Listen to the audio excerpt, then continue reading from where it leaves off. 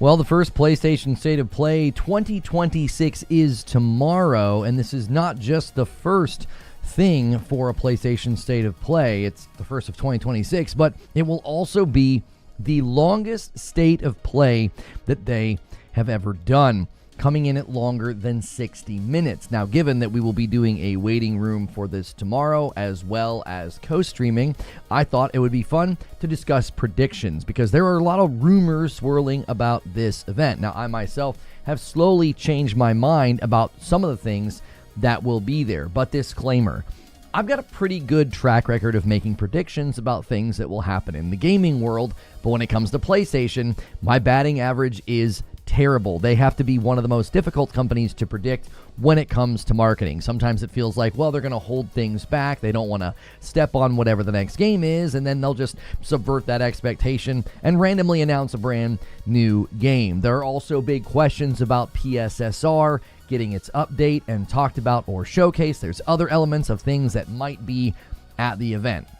So I thought I would start by just sort of telling you some of the rumors that are out there. But before I speak to the rumors, I do want to talk about state of plays versus showcases. Okay, this has become sort of a big question. I think PlayStation is completely done with showcases. They have clearly shown a reluctance to do them since the last one. The last one they did, they had taken like a 2-year break from doing a showcase, and it was very frustrating for folks who wanted to hear from first-party studios. It was a bunch of first-party cinematic trailers, and then there was the big Spider-Man 2 gameplay debut. Now, I will say, my prediction is that they will do showcases, but only when something big is being announced, like a PlayStation 6. But for the foreseeable future, I do not think that is going to be something that they want to do. They're going to stick to the state of plays, which I think is going to lead to lots of people complaining because you're going to have one like this that's over 60 minutes, and then sometimes there are ones that are like 20 to 30 minutes and they focus on like indie titles and things like that,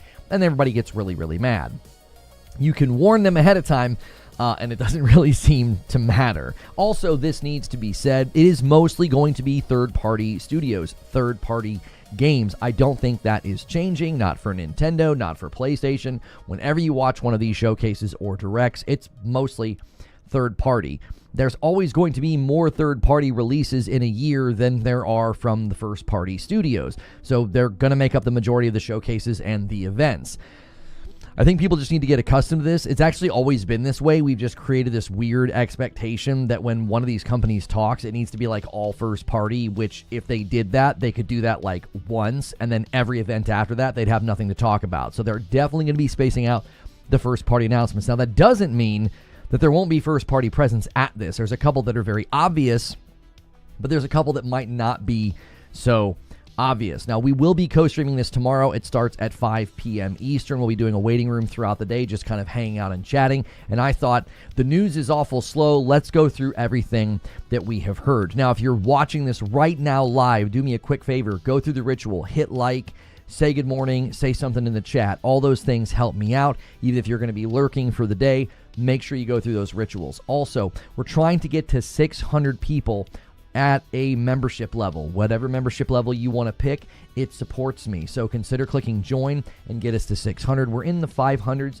the number of people paying for their own memberships. Most people are on a gifted, and we would really like to see more people pick that up for the $5. It helps me do this full time. So let's just start with the rumors. And the first rumor is actually one that I didn't really expect to see, but it pertains to Detroit Become Human. The actor Brian Deckard drew attention to the event on Twitter with a quote tweet and then used the emoji with the eyes. Now, take caution. We have seen this sort of thing before from development studios and, various people, and we think, oh, they're going to be there. Oh my gosh, they're drawing attention to the event. I do think, however, that having an actor do it does hold a little bit more weight. So we may see something as maybe a Detroit Become Human sequel or something to that effect. And thank you to Ginger Prime for the 5 gifted members. I believe we're back on schedule. I'll be on his show on Friday.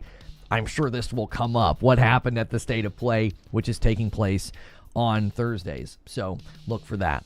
There's also rumblings about Santa Monica. Santa Monica might be there. Cory Barlog's game continues to be rumored, but there is also the Metroidvania God of War. Nate the Hate, notable insider, was asked about this, and he said that he does expect to hear from Santa Monica this year, but he has not heard anything about an appearance at this event, because people are generally curious, like, when are they going to finally come out and say anything? Then there's two questions there, right? There is very, very concrete evidence that there is some sort of God of War Metroidvania, but then there is obviously also the Cory Barlog game, okay? Some sort of a new IP, some sort of a new project. Now, Nate the Hate was asked this morning about rumors that the God of War Metroidvania game was going to be like a multi-platform game and land on the Switch too. He said he had heard that was being discussed. He has no idea if that decision actually came to fruition. So it could have been considered like the Lego Horizon game. Maybe they see it as like not a mainline game, so they're considering putting it elsewhere.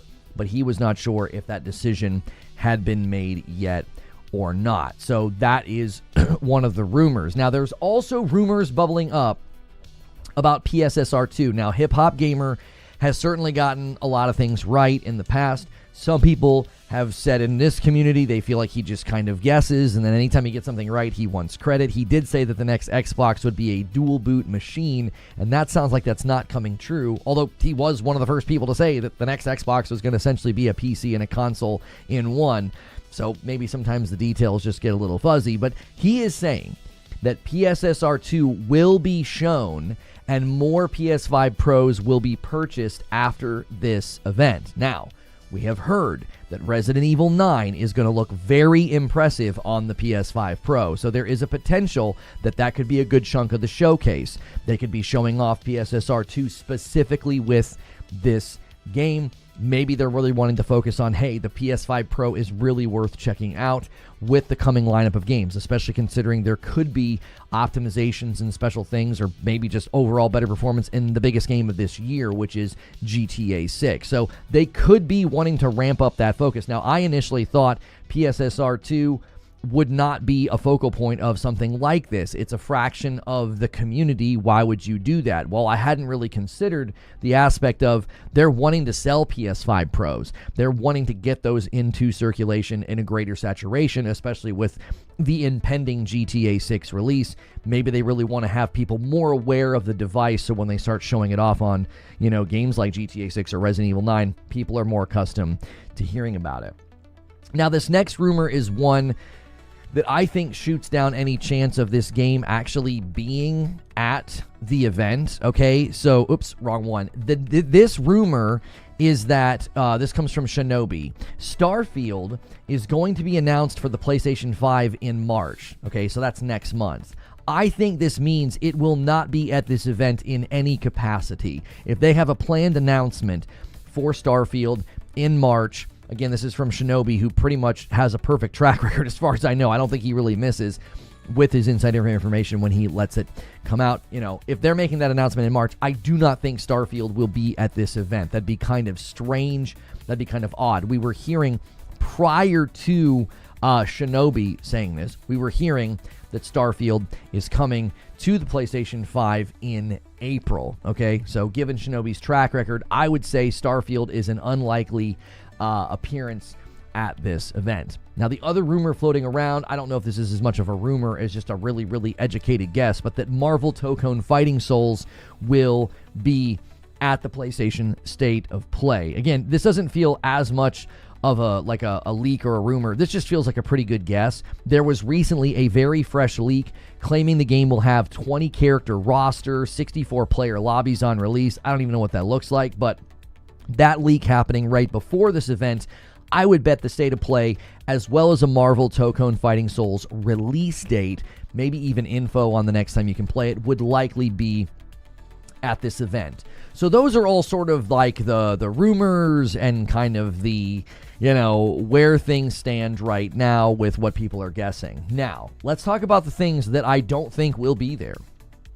You might see on the thumbnail, I got like an X in front of Wolverine's face. I'm not trying to trigger you with the Wolverine shirt, but I thought let's put Wolvie front and center to kind of shoot this one down, because this is one we're seeing a lot of people talk about. Wolverine will not be at this event. Okay, they have said this game will have its next debut, its next info in the spring. And just in case anybody was curious, Insomniac has been tweeting about Wolverine. And somebody asked them on Twitter yesterday if they were going to say anything new or be at the state of play. Or they said something to the effect of like, when are we going to hear from you next? And they said in the spring. So they're doubling down on like, listen, we're not saying anything more, showing anything more, doing anything more until the spring. I will say this, though, okay? This could be very similar to what they did with Yote. If you remember, I was very frustrated by this. When they did the State of Play in the summer, they showed a very, very quick Yote trailer, and then they said, yeah, tune in next month for this Yote State of Play. They could do that with Wolverine at this event, because guess when spring starts? It starts next month. So they could clearly, in this state of play, say, hey, here's a very quick Wolvie teaser, get everybody really excited, and then say, tune in next month for a Wolverine deep dive, Wolverine state of play, something to that effect. I anticipate Wolverine getting its release date either at that state of play or deep dive, whatever they do in the spring, or they will save that for the summer. We know they like to do that. They finally showed Spider-Man 2, and then they staggered the release date announcement by a couple of days, and then let Jeff Keighley announce it. So I could definitely see them doing something similar with Wolverine, as in they would do that sort of Yote teaser and sort of let everybody kind of get excited, and then they would, maybe announce the release date then, or maybe in the summer. So I don't think Wolverine makes an appearance outside of something like that, unless they pull the Yote State of Play announcement, and then that'll be next month in March. So the timing, though, is awkward. SAROS is landing in April, but PlayStation has to figure out how to market these games. Their cadence is clearly picking up. So they're going to have to figure out, how do you market these games without having them kind of stepping all over each other, okay? Now, another game that I do not think will be there is Horizon Hunters Gathering. They just did their announcement and their reveal and their beta announcement. It'd be very weird to do that literally right before a state of play and then show up again, okay? Especially since right now, they would have basically nothing to say. It wasn't just an announcement and some gameplay. It was a very long video where the developers were talking and inviting people to come and play the game. And we currently don't have a release date. They're going to be letting the public test this one, which I encourage anybody that can get in, test it, play it, and tell them how much you like or don't like it, because I think this thing needs some serious revision if it has any chance of surviving. It just does not look like a game, I think, that is long for this world. Many people are very upset that they took the Horizon franchise and they decided to do something that feels very derivative and very much like other things that we have seen. So I would imagine we don't hear much about this game until they are done doing some public testing, essentially trying to get a measure on what people think and if this game has a shot. Now, speaking of games that I think have a shot, but I don't think we're going to hear anything for a while. I don't think Intergalactic will be at this event. All signs point to this game not dropping until 2027. It would not make much sense to show up in a state of play in February of 2026. Now, I could see them showing up at the Game Awards this year, and maybe like Wolverine, they could announce that Intergalactic will be a fall, 2027 release or something like that. And when they show up at the Game Awards, maybe they finally let us see some of that gameplay, since there's been a lot of speculation about whether or not that is in fact gameplay at the end of this trailer. So I would think that Intergalactic is not going to be there, mainly because the timing just doesn't make a whole lot of sense to bring that thing out and show it to the public right now. So I wouldn't hold my breath on that one. Now, another one, this is last, but certainly not least. I don't have a trailer for you. Funny enough, I guess I didn't click on it. GTA 6 will not be there, okay? A lot of people are thinking it would be there. We have heard from multiple sources, and we even seem to get confirmation from the Take-Two earnings call that GTA 6 marketing is going to spin up closer to and during the summer. This is likely too early for anything to show up. If they are going to start working with, other companies, like if Rockstar starts actually showing up at events, I would imagine it would not be until the summer. I think they might do something with Keighley. They could do something with PlayStation. We've heard rumors or some kind of a PlayStation marketing deal. I seriously doubt it will be at this event. It just seems way too early, given they just had their earnings call, and they seem to be pointing to the summer as the time when things will kick off. Okay, so that's all the things that I don't think will be there. Now let's talk about the things that I think will be there. I think the easiest first-party prediction is that SAROS will be there. I cannot imagine getting anything less than another solid look at gameplay features, maybe even drive home the whole come back stronger thing. They might actually go through that. Like, what does that look like? What is that going to feel like? They did that in a blog. I continue to tell people one of the biggest things people missed out on with Returnal is the meta progression, the sense of increased power, that you actually do get stronger and better even if you're dying and having to come back and start over. Now be sure to check out my Returnal gameplay in 2025 stream on this channel. I walk people through the tips, how to progress, and I also lock you sort of into, hey, you're actually progressing. It's maybe 20 or 30 minutes of the opening of the stream. And a lot of folks have left comments. You can scroll down and look. They've come back to Returnal. They've given it another shot. They've rolled credits, and now they say they love the game. So you could do the same. A good showcase, I think, for how SAROS plans to smooth over some of those rough edges. Like, they just show you right there that you get a second chance. Like, you can actually unlock that as a feature as opposed to having to buy it every run as an astronaut or find it as a, parasite, or sometimes you can actually find those items as well. Or make them. So I don't actually worry, though, with them softening those rough edges. I do not worry that the game is going to be easier. From what I can tell, I've got over 200 hours in Returnal. It's my one and only platinum. I got every weapon to 100%. Everything I've seen in the SAROS gameplay, this game is not going to be easier. It is faster. It is more intense. They've given you a shield. They're giving you the ability to parry. I do not think they're going to make it easier. If anything, they're making you, faster and stronger because the game's going to be faster and stronger. Now, the second game that I think is very likely to be there is Marathon. It is clear to me that both Bungie and PlayStation are throwing the whole weight of their marketing behind this game as it comes out in just a few short weeks. Now, I still maintain I think the current viewership on those videos and trailers is trailing off and down, noticeably down, which I think is a sign of lower interest and loss of public interest. But the public playtest could take place and turn all that around. We saw that happen with Arc Raiders. Videos and trailers started to get increased attention and viewership and excitement because people had played Arc Raiders and they had really decided that they had liked it.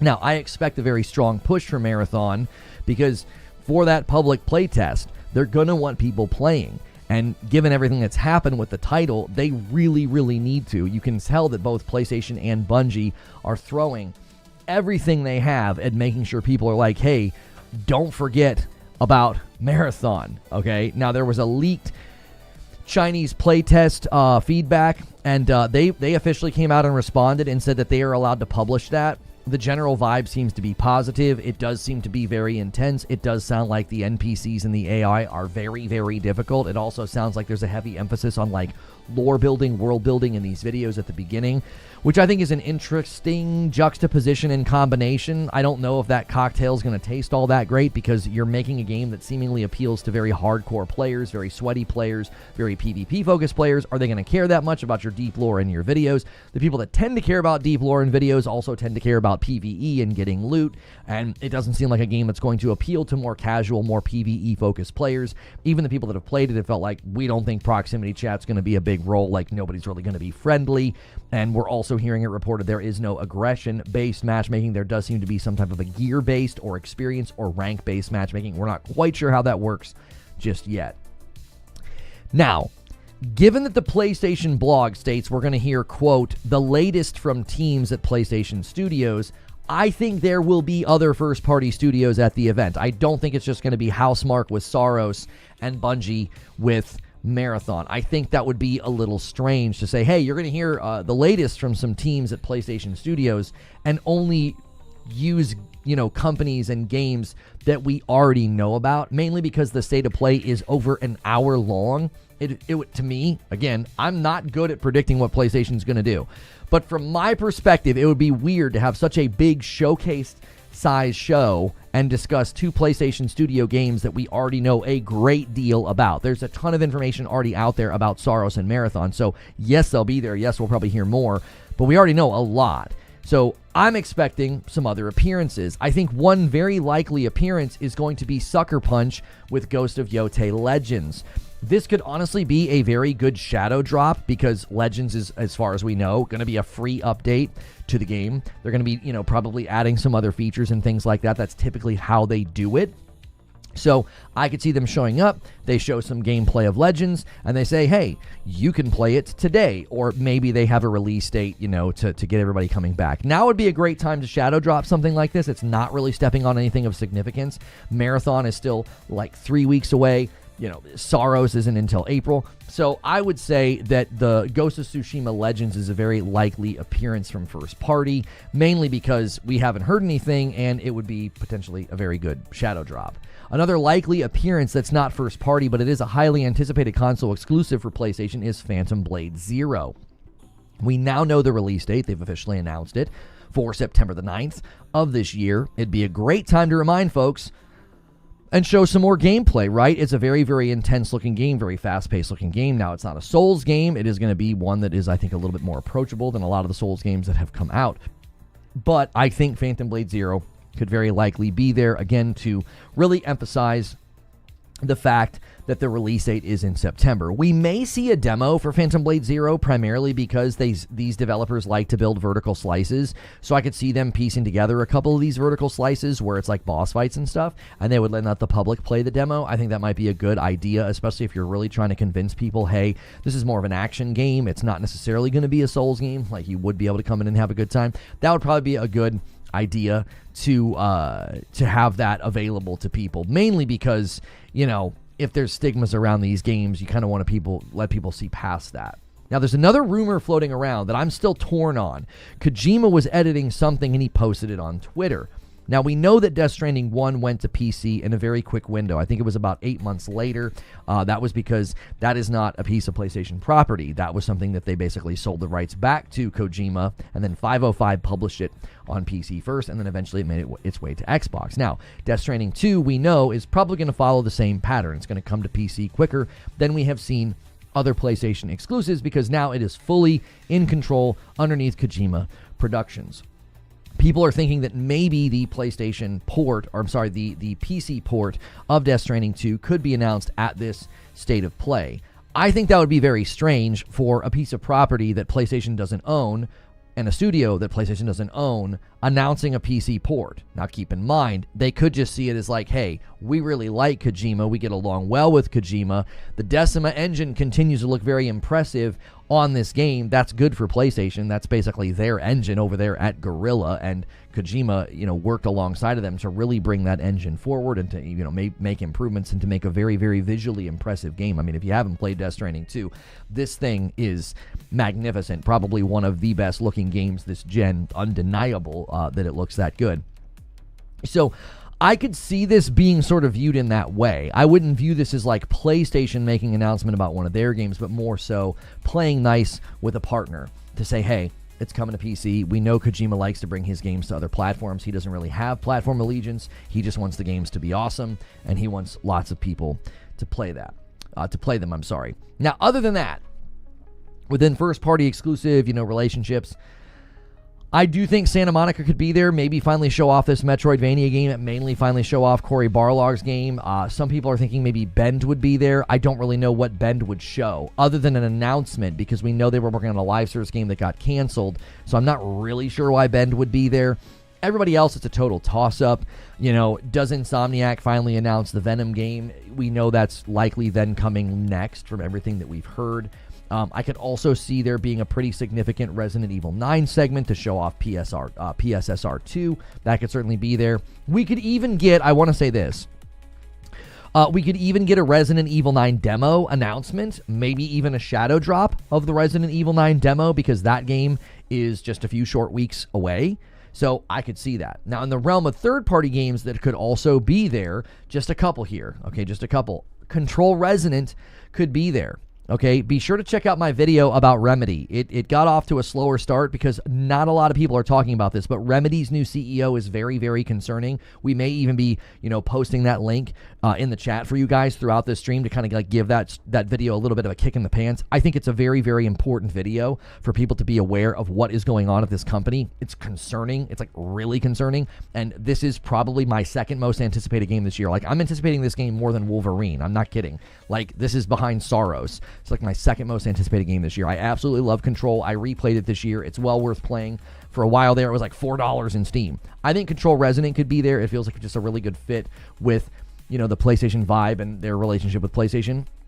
But, we'll see. We also know with the recent Remedy earnings call, Control Resonant will be coming out before GTA 6.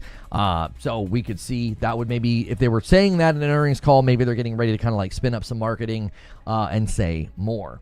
Now, speaking of release dates, there's another one. I forgot to grab a trailer for this one, but Onimusha Way of the Sword still has not revealed a release date.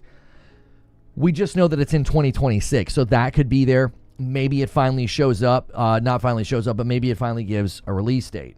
Speaking of finally showing up, it might be finally time for Judas to make an appearance and give us an update, gameplay, or a release date. It's a little awkward for games like this that have been out of the frame for so long. If they come out and finally make an appearance in February of 2026, a lot of people are going to expect the game to come out this year. So this game could potentially stay out of the frame because I don't know if it's coming this year. If it's coming this year, it'll be a huge surprise. It's also a very, very stuffed year, so it might be, well within their interest to kick it one more year down the road. We've heard virtually nothing about this. So that's basically all of my guesses. But I got one more, okay? One more guess, and I can start talking to the audience. This is a little bit longer of a show open. In the realm of hardware, I do think we could see them announce the PlayStation Portal OLED that was essentially confirmed by insiders recently. I had already heard that it was coming from somebody that has gotten everything they've told me about PlayStation, they've gotten right. A lot of things they've told me about PlayStation I haven't gone forward with because I don't want to expose anybody. But I was hearing about a better version of the Portal for a while, and I kept it quiet, didn't really say anything. But a PlayStation Portal OLED is likely coming this year. This would be a great time to kick off the year with a hardware announcement. It also makes it clear that that's what you're getting this year in the realm of hardware, is a better version of the PlayStation Portal, the OLED. There's apparently a PlayStation handheld. These are separate things, by the way. A PlayStation handheld that will be able to play PlayStation 5 games. I think that's coming next year. And then I think the PlayStation 6 is coming the year after that. So that's kind of the cadence of hardware from PlayStation. A better version of the Portal this year with the OLED, a handheld next year, and then in 2028, the PlayStation 6. This is all sort of developed over the last couple of weeks with lots of rumors about timing changes and memory and RAM and blah, blah, blah, blah, blah. So the thing I think here that they would be doing is they'd be hitting a couple of boxes that would be a little unexpected. PSSR showcase, a PS5 Pro push, and then an OLED Portal announcement. I think they like to showcase hardware at events like this, especially when it's an hour long. This is essentially a showcase in disguise because they don't really do showcases anymore. But this kind of sounds like that's what this is going to be, maybe in spirit. So we'll see. We'll see how correct or incorrect I am. I am terrible about this, by the way. Good morning, good afternoon, and good evening. I have a terrible track record. So if you guys watch that show open and you're like, oh man, I wonder how many of those things are going to happen. If you made a bingo card, you should make your bingo card with the opposite of what I'm claiming. Because anytime I've tried to predict what PlayStation is doing, I get it terribly and woefully wrong. This one's a little bit easier to throw darts at a board because there's so much time. I mean, over an hour-long show, that's a lot of time. That is a ton of time for them to show something. But for those of you hoping for like a GTA 6 or a Wolverine, those are almost assuredly not going to be there. Guarantee Wolverine isn't be there. There's like a 0.01% chance that GTA 6 makes an appearance. If anything, it would be like a brief release date reminder trailer. Outside of that, no shot the GTA 6 will be there. A State of Showcase. Yeah, let me get the goal up on the screen here, and let me reset. I need to reset the dailies here. Let me get out of studio mode. There we go. And then Ginger cracked things off to start the day with a 5-bomb and gets us to 125. So I owe YouTube a member right at the beginning of the stream, just like that. Thank you so much for doing that. Yeah, there's also a brand new No Man's Sky thing that just got pushed out. Remnant just got pushed out. I didn't even get a chance to look at it. It looks like there's like a gravity gun and some other things. Good old Sean Murray and the team at Hello Games, like they can't be stopped. They're like, yeah, we've got another huge free update for you guys. Guys, take a quick second and hit the like button. We're only 30 minutes into the show, but there's plenty to talk about and plenty to discuss, and try to get the like count to 200. That'll really help us to have a high like count this early. Yeah, there's a gravity gun, industrial yards, radar, off-road haulers, waste processing, armor, capture sentinels, customizable vehicles, volatile waste, excavation techs, exocraft furnace, salvage expeditions, spider vehicles, toot your horn emote. There you go. I mean, if you weren't going to play No Man's Sky, now's the time. You got to toot your horn emote. That's really all you need. I predict something new from a Sonic mainline game, but a Stellar Blade sequel teaser won't be there. It feels really early. I mean, they basically confirmed they're making a sequel to Stellar Blade, but maybe they didn't really tell the general public with a trailer, so maybe they could do something like that.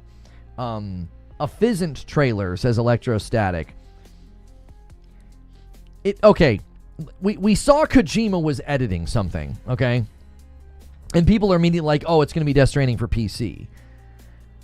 I could see this both ways. I could see it in one camp of like, hey, PlayStation and Kojima really get along. Showing off the Decima engine is great for PlayStation, right? That's a PlayStation engine. That's a proprietary engine to Guerrilla, and they've done great things with it in Death Stranding, okay?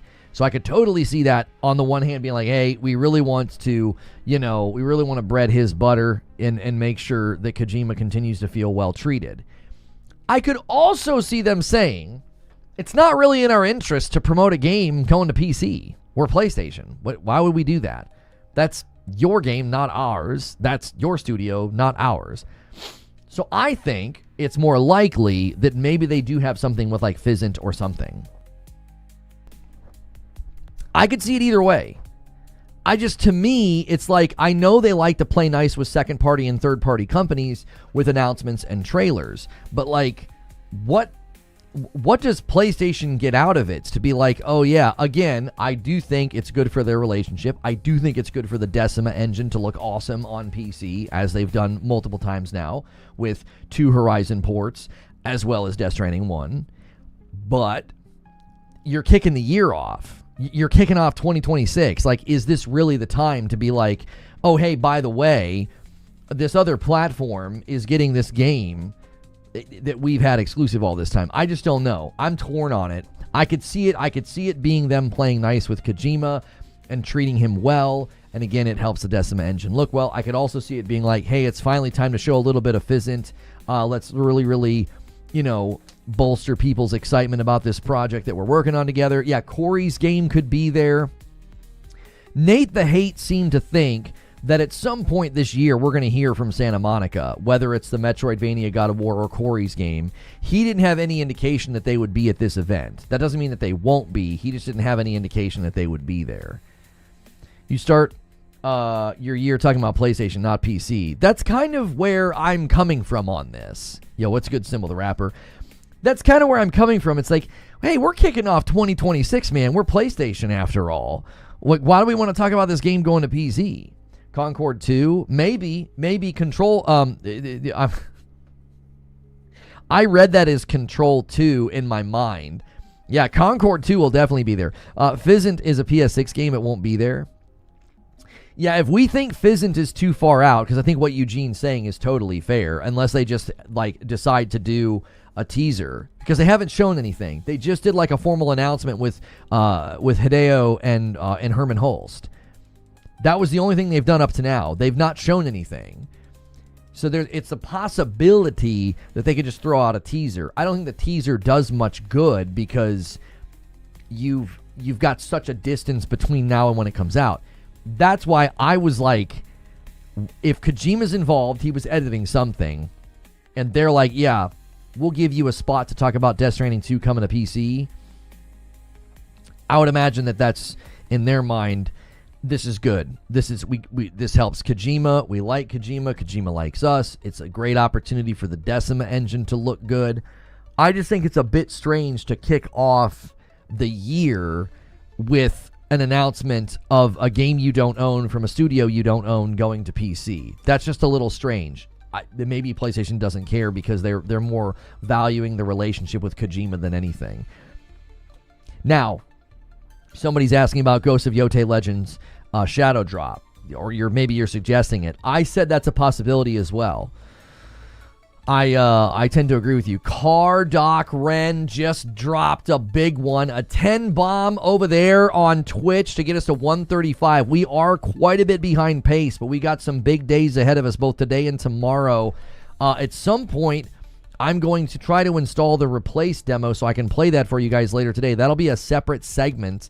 It is currently not available. I'll continue to check throughout the day. If any of you want to check throughout the day.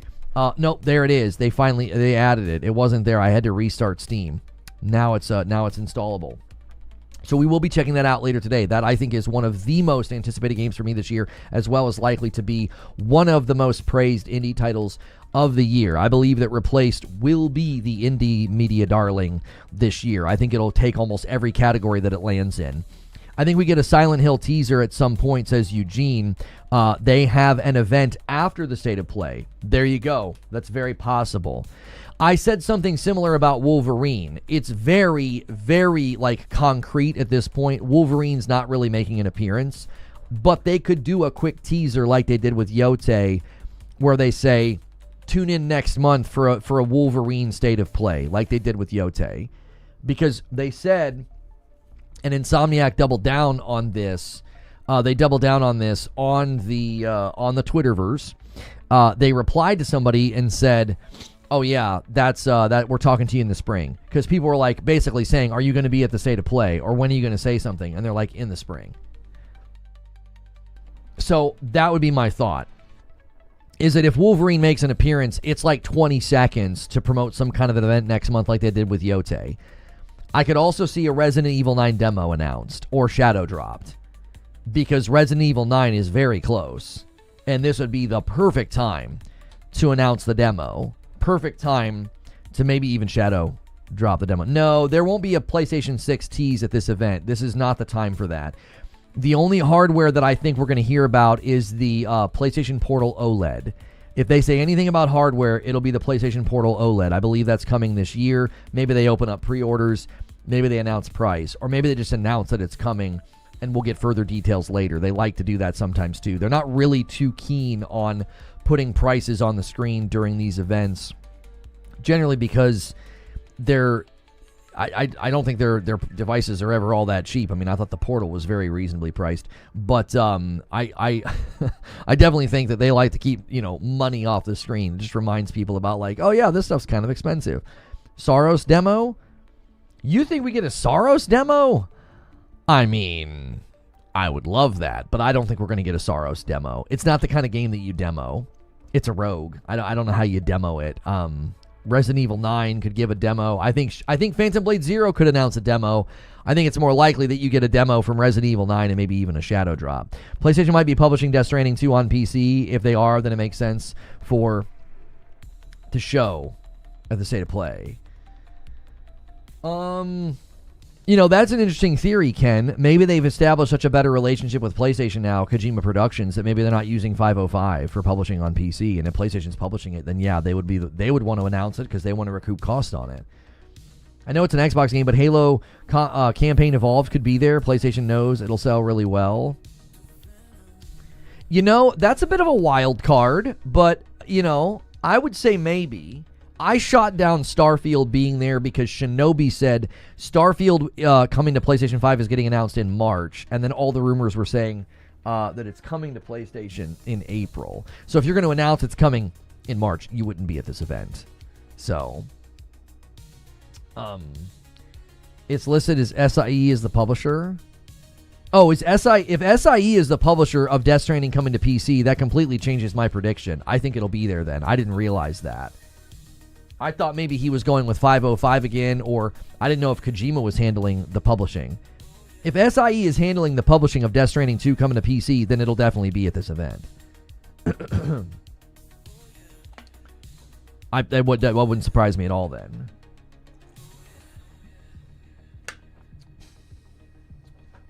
The demo would only be the first two areas. That's a lot for a game like SAROS. I'll tell you why I don't think SAROS has a demo. They delayed the game by a short amount of time, which means they're probably working on optimization and polish. one of the worst things for a studio to do when they're working on optimization and polish is to try to ship a demo. Because the demo is not the game. The demo is like something else. It's basically a separate slice of a build that has to be quality tested and checked to make sure you give a good first impression. That doesn't strike me as a game that you put a demo out for if they're in the optimization phases. Last night, somebody says, I heard a famous content creator streamer talk about Crimson Desert. He said 8 months ago the demo he played was rough, a mess, and he hopes they took the feedback to fix them. Oh, so somebody's actually saying that when they played it, it wasn't immaculate and perfect, like all of a sudden everybody is saying, which so few people touched it. They saw it being played, which means it was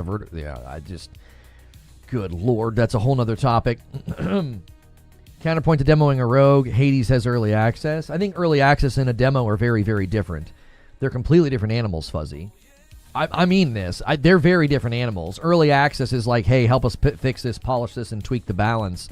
A demo is a literal it's not the game.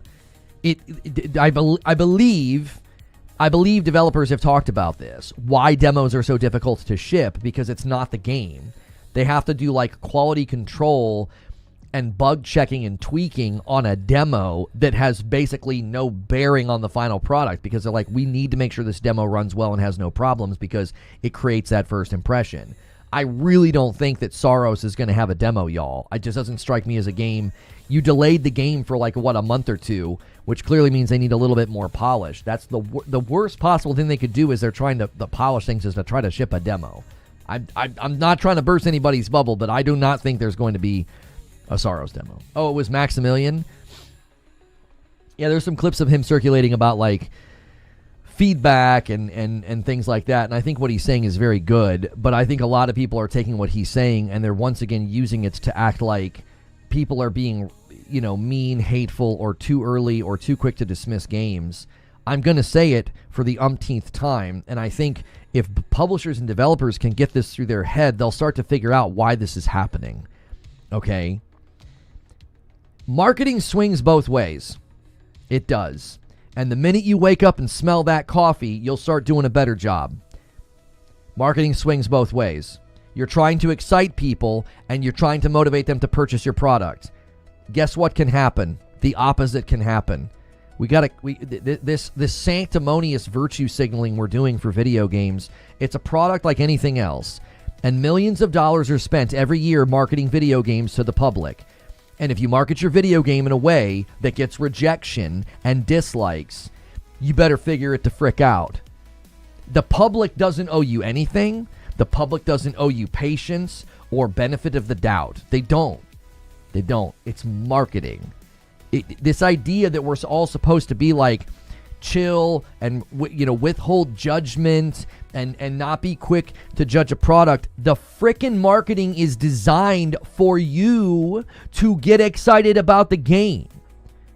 It's not like it's such a false binary. It's like, well, you either get excited about the game or just shut up about it. Don't go dislike it or leave a mean comment saying it looks bad. What has happened? What are we doing? Yes, there are bad actors in the space.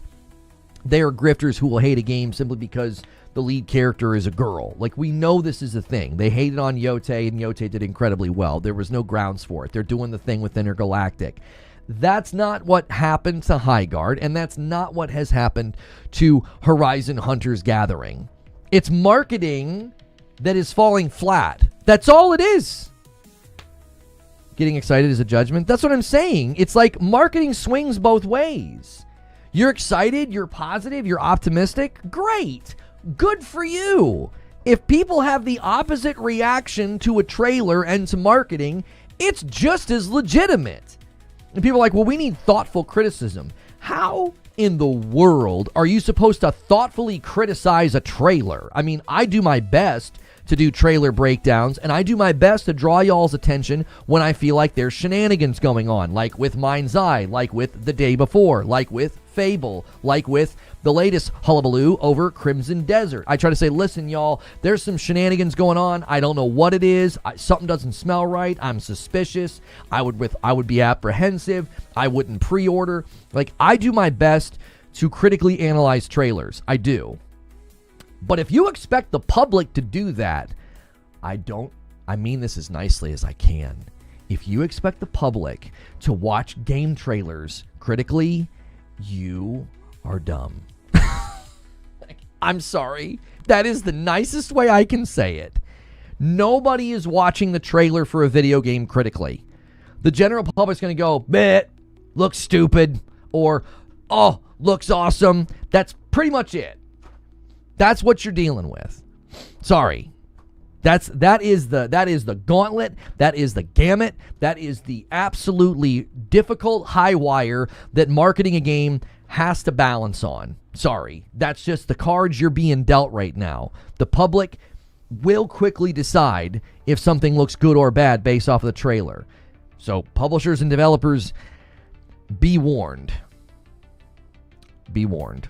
That's all I can say. The public holds immense power over your game doing well. And all the virtue signaling in the world on Blue Sky or Twitter isn't going to change that. It isn't. Sorry. It's not that people dislike certain games. It's a fixation on hating the game. Most people, when they don't like something, they ignore it. Online, people don't like something, they fixate. Yes, this is true. There is such a thing as like degenerate syndrome. Right? People become obsessed with something that they don't like. Content creators experience this very regularly. We are all familiar with this, okay? Here's the deal. There was also the notion this morning that I saw. I watched a video that got on the subject. And they were basically saying, why are people cheering for games to fail and flop? I think there are times where we should cheer for that. I do. I think there are times where we should cheer for games to flop and fail because we don't want more of it. If your favorite developer came out with a game that you thought looked terrible and was going to deal in all sorts of tropes and bad monetization and bad structure of content and the dilution of the brand, you have every right to be like, I really hope that game fails because I hope the studio learns their lesson and doesn't do that. Like, I said in my video last night, you guys, if you want to check out my latest video on the Remedy situation and their new CEO, I was kind of glad that FBC Firebreak flopped because it's like, I want you all to work on what you are known for. Y'all make cerebral, psychological, thrilling, amazing games. What the frick are you making a live service game for? What do y'all do? No, stop it. What? Stop. Like, at some level, I love Guerrilla and I love Horizon. I kind of hope Horizon Hunters Gathering doesn't do well because I don't want them to work on it for very long. I want them to spend their bandwidth and money on other things. Now, you're not always going to get this sort of a thoughtful breakdown of like why I don't want a game to be successful because I would much rather the studio be making things for me, right? And if you think that's selfish, welcome to what a consumer is. We're selfish. Like, sorry to say it without a face or a mask on, but that's what we all are. We're all selfish about our consumption. You want things for you, If your favorite studio stopped making Severance as a TV show and started making a children's cartoon, you'd be like, oh, dang it, you're not making anything for me now. And you'd be upset. That's just the nature of being a consumer. Like, yeah, I want more things that I like.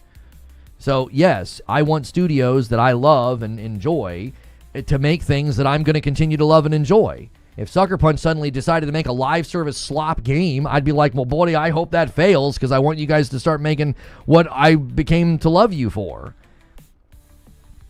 That's a horrible take. If you ignore the game, then it will flop or fail. You don't have to proactively make it, hate to cheer on its failure. Cheering for failure doesn't do what you think it does.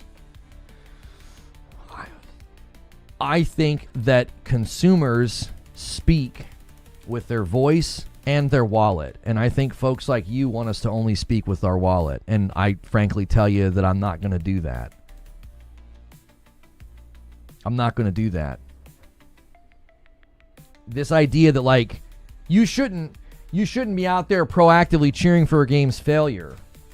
I'm sorry, what? Why not? What if I don't like it? What if I think it's bad? What if I think the monetization practices are bad? What if I think it's leading to the dilution of the brand or the content that I love? What if I think that it's hurting the industry? I'm just supposed to be like, yeah, well, I'm not going to say anything. I'm only going to speak with my wallet. No, I'm going to speak with my voice. I'm going to be like, hey, I don't like that you're making that. I wish that you guys wouldn't make games like this. I wish that the people that broke off from Respawn didn't make High Guard. I really wish they hadn't have done that. They could have made something cool, and they made something not cool. Do you understand? Like, I'm not talking about starting a hate campaign. I'm saying, hey, as a consumer, I really hope this doesn't do well, because I really don't want y'all doing this. I think this is bad. I think this game looks bad. I think this practice looks bad. I think this art style looks bad. I think this trend in gaming looks bad. I don't think cheering for failure is a thing for me, at least. I just don't play what I don't like. You can do whatever you'd like. I'm not saying there's an imperative on the consumer to actively cheer for a game to fail, but quit telling me to be quiet. Like, that's my issue here. Lono saved me a lot of money because he speaks out. That's what I'm saying. Like, listen, you don't have to say anything, but you know what's wonderful? Your moral compass on the issue ain't mine. And if you're like, oh, I just want to be positive and I don't want to cheer for games to fail, that's wonderful for you. I'm gonna view it differently than you. I'm going to say, you know what? I think this game looks bad. I actually hope this game doesn't do well. I don't want the studio wasting time and energy and money on this. I think this is actively bad for the brand and the studio, especially when they're chasing the live service dollar. How many studios are we going to watch chase a live service dollar and actively harm themselves? And you're like, but we shouldn't cheer for it to fail. Then what should we do then? Quietly not buy it and then just be like, oh, well. And the studio sitting here being like, I wish people would have said something. Why didn't you like it? Why did you hate it? Why? Well, we're not supposed to say anything more than that we didn't like it and not buy it. We've been virtue signaled and browbeat into silence. Like, if you got your way, that's what people would do. And then the developers would be sitting there being like, huh? What? Please tell us, yell at us, scream at us, tell us why you didn't like our game. Do you see? It's a product at the end of the day. This weird parasocial thing that we have going on with developers. Listen, I love developers as much as you. I like watching the interviews. I've interviewed them myself. I've been in events and shaken their hands. They're all swell people, but they're all making a product at the end of the day. That's what they're doing. They're making a product. Millions of dollars are spent in market research to try to recoup cost and profit on that product. They do it with the marketing. They do it with player feedback. They're trying to be successful. And when I look at something and I'm like, listen, this is absolutely stupid, trash, bad, blah, whatever, I really don't hope, I hope this isn't successful. I hope this fails, because I really hope you guys will go back to doing the thing that I like that you did. Go back to the thing that put you on the map. Go back to the thing that made you successful. Quit chasing this nonsense. This derivative, uninspired, passionless, soulless slop. You don't have to do it, but I'm going to. Like, I'm going to say, I hope this fails. You're oversimplifying my point. No one is saying you can't speak on what you don't like. It's the constant saying that you don't like it. Well, how many times do we have to tell them before they stop, Corey? How many times do we have to tell them? How many times do we have to teach them this lesson? Concord wasn't loud enough? The ocean of failed live service games that tried to chase the Battle Royale dollar, was that not loud enough? The overwhelming, just unmatched failure of all of those games, that wasn't loud enough? How is Concord and Kill the Justice League not loud enough? Apparently it wasn't loud enough, because Highguard's in the market right now, drowning, and Horizon Hunters Gathering is coming to the market and will likely suffer a similar fate. It could be successful. I'm not specifically signaling that game out. I'm not just trying to be positive. I'm saying I don't like something, but if someone else likes it, it's whatever. I'm not going to be mad at the success.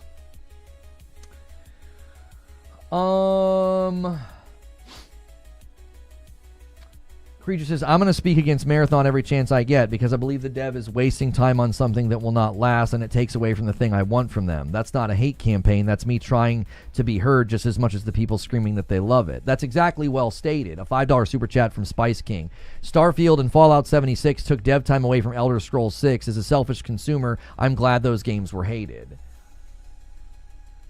Yeah, one of the best things that can happen is for your perspective to be voiced and come to realization. That's good for you as the consumer. If you absolutely hate a certain type of game and those games keep coming out and failing and flopping, excuse the frick out of me if I'm going to throw a little confetti in the air and be like, holy crap, I'm glad that happened. Those games are terrible. They suck. They're no good. It's like hoping a mobile game flops. Yeah, get that crap out of here. It's weird to me. Like, this is what I think happens. I think thoughtful criticism and like nuanced consumer desire to see bad games fail, I think that gets lumped in with grifting hatred is what's going on. Calling Horizon's game at this point slop is wild. I'm not sure who did that. I didn't say that. I'm saying I don't want them to do that. I think the thing they're building right now is derivative slop. It doesn't look good at all. The more I've watched it, the more I dislike it. You just said that marketing works both ways. You make games like Highguard bigger by constantly making it a topic. We get it, you don't like it, but it's okay to move on and discuss things that you do. I don't agree with you at all. I think it's quite clear that as a community of gamers, we need to make it very, very loud and very, very flamboyant even that we don't want that type of game. Because do you want to know what's going to happen? What have we been saying about games like Highguard? What have we been saying? About Highguard and Horizon, all these games. We've said that they saw Fortnite's success and they chased it. Right? Well, if the community rejects these games over and over and over again and loudly screams as to why we're rejecting them, they're derivative, the art style looks uninspired, it looks like you've completely gutted the identity and the soul of the game, the gameplay loop looks absolutely monotonous and repetitive and tired, and it feels extremely familiar, right? We're all saying these things in a variety of ways. Hopefully what would happen is a similar thing would happen. We would see developers say, okay, we better not do that. It's kind of like what we're seeing where like Elden Ring inspired and motivated the market to make a lot of games in a similar vein. We've seen a lot of Hades clones, right? We've seen a lot of Hades clones. We've seen a lot of Vampire Survivors influence the market. We've seen a lot of Survivor games come out, Survivor clones. Do you want to know why that is? Because the emergence within the market has been celebration, success, and praise. So when one of the emergent things of the market is ridicule, hate, anger, rejection, guess what that does? That will motivate studios, developers, and publishers to say, well, we better not back any more projects like that because it's not going too well. Do you see? Like, it cuts both ways. And yes, I'm going to continually talk about Concord and Highguard. I'm not going to be like, I'm not going to do an upload a week about it, brother. But when we talk about the grandeur of gaming, right? We talk about how good gaming is right now. I've talked about this a lot, like how gaming isn't dead, how gaming is entering into a golden age, and all the people that were like, oh, gaming is dead and gaming is cooked and gaming is dying. How stupid that narrative looked last year, because last year was incredible, right? What do we do when we cite all the great games? Do we just stop listing games after a while? We'll just stop saying Elden Ring. We'll just stop saying Breath of the Wild. We'll just stop mentioning Baldur's Gate 3 and Expedition 33. Just stop mentioning them. Why do you got to keep talking about them? Because they're evidence of greatness, passion, excellence in game design. We're going to do the same thing if you flip the coin over, brother. You're going to flip the coin over and be like, there is also a history of crap in the market. There is a history of derivative nonsense coming to the market, trying to grab a quick buck, and we've rejected it. We rejected it with Concord, Kill the Justice League, Highguard, and Hunter's Gathering is probably the next one.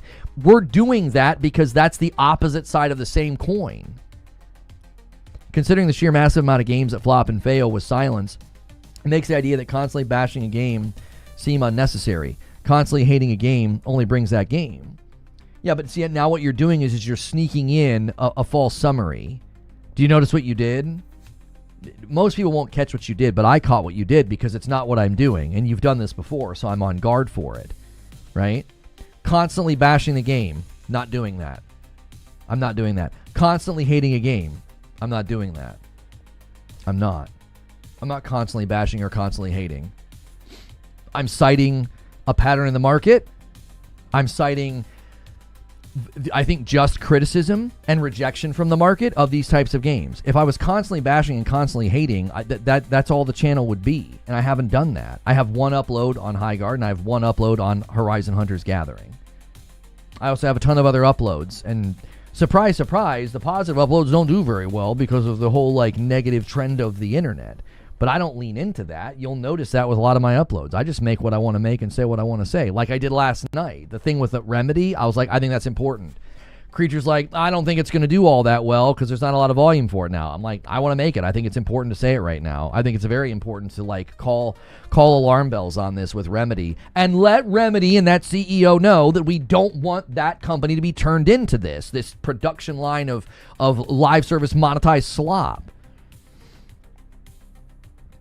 Sven says, you're saying, I don't want you guys to make this. It's not the same as, I hope this thing fails. You're saying you want the second one. I'm saying the second one leads to the first one, Sven. It's causal relationship. No, Wonder Woman got canceled, did it not?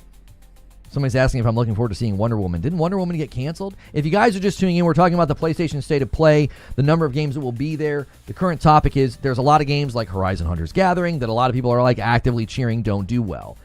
It's a causal relationship. Like, if Horizon Hunters Gathering does poorly, then Guerrilla will say, well, we don't need to spend any more time on that. We need all those people working on this over here. That's what I want. I don't want them spending time on that. It's a game that I don't think looks good. I don't think it will last. I think it's flash in the pan. I think it's derivative, and I'm not interested in it. So I'm like, I really hope that fails. Because I don't want you guys spending another minute on that. It looks like a dead horse. In the current market, it looks like a dead horse. Wonder Woman was canceled. Yeah, I thought I remember reading that was canceled. Angry Pete with a gifted member. Like I said, I think there are bad faith, grifting haters in the space. They're tourists. They don't play the games. They don't care about these games. And what happens is I say this, and I will get clipped, I will get put in the content, and they'll say, yep, he's doing the same thing, he's a grifter, he's just hating on games, he hates games and studios and wants all games to fail. And it's like, no, not at all. I've spent tons of times in these games, in these universes, in these worlds. These are the studios that brought me over here to this is primarily where I play now because of the way they made these games. That's, I think, a completely legitimate thing to do as a consumer. It's a completely legitimate thing to do as a consumer. I want games like this to not do well. I think they're bad. I think it's a gigantic waste of money. They feel opportunistic. They feel corporate. They feel like they have no soul, and I don't want them to do well. Oh, that's not nice, and you shouldn't do that. You can get the frick over it. They're products at the end of the day. They're products. What do I care? If the team working on a TV show that I love stopped working on it and started working on some other program, I'd be like, especially if it was something completely not for me, I'd be like, well, I hope that doesn't do well. I'm not doing this link arms, kumbaya consumerism where I'm like, I just want everybody to have a good time. It's like, no, I want games to do well. I want games to make buckets of cash so they can keep doing what they're doing. But if they're doing things I don't like, then why would I want that to succeed? Does that make sense? Imagine that right now, PlayStation walks out at this PlayStation State of Play, and they say, we've had a complete change of strategy. Sucker Punch and Bend and Santa Monica and Naughty Dog, they are all now working on these games, and a bunch of Horizon Hunters Gathering walks out. You better frickin' believe I'd be like, I hope every one of these games fails and flops miserably because this is a terrible decision and it's not what I want from any of these studios. You would be incensed if that happened. You'd be like, what the frick are you doing? Like, there's a mockumentary with Joaquin Phoenix where he tricks everybody into thinking that he's throwing his career away as one of the best actors of our generation. He is brilliant. And it looked like he was throwing his career away to become a pretty bad rapper. And everyone was like, why is he doing this? There's a reason that was a spectacle. It was a spectacle because you're like, this is the guy from Gladiator. This guy's incredible. This guy played the Man in Black. What is he doing? Why would he do this? Right? It seemed like a tragedy, like a slow motion tragedy happening, right? Which it's obviously an indictment of our entire culture and how we consume people as products. And everybody was more entertained by him crashing out than concerned about his well-being. Like, props to Ben Stiller, like one of the few people in Hollywood that like checked in on him to be like, are you okay? What is going on? It's a bit of an indictment of Hollywood and our culture, which I think it's a very, very, it's a wonderful, wonderful film. You should watch it. But the point is that I feel the same thing when I see Guerrilla working on something like that. Now, a lot of people saw the same thing on Kill the Justice League. I trusted the devs. Let me tell you, I've got some calluses now on my soul. I'm like, listen, because what's his face from Larian talked about calluses on your soul. I trusted the devs. I thought they wanted to make this game. They wanted to make Kill the Justice League. I trust them. I think it's going to be good. And it wasn't. I think that really changed my outlook here. It was like, oh, what? And then Firewalk and Concord happened. And then High Guard happened. And then out walks one of my favorite studios with one of the best engines in the business, and they've got a Fortnite looking, mobile game looking, just what? Disposable what? Yes, I'm going to be like, yeah, I kind of hope that doesn't go very well, because this seems like a terrible choice. If Hunter's Gathering came out, folks responded positively to it, and you still didn't like it, would you still be calling for its failure? Did I say I was calling for its failure? Or hoping that it fails? You guys are conflating categories. Saying, man, I really hope that this fails and you guys go back to your roots. I really hope this doesn't work out. I don't want you guys spending time on this. You guys need to go back to your roots here, right? Calling for its failure would be like brigading. Don't buy it. Don't buy it. Cheer against it. Everybody go downvote. That's not what I'm doing. I'm not calling for its failure. I'm saying for me personally, my personal outlook as a consumer, I'm saying I really hope this doesn't do well. I really don't think this is the direction I want to see the company go. If it came out and it was successful, I would be very disappointed.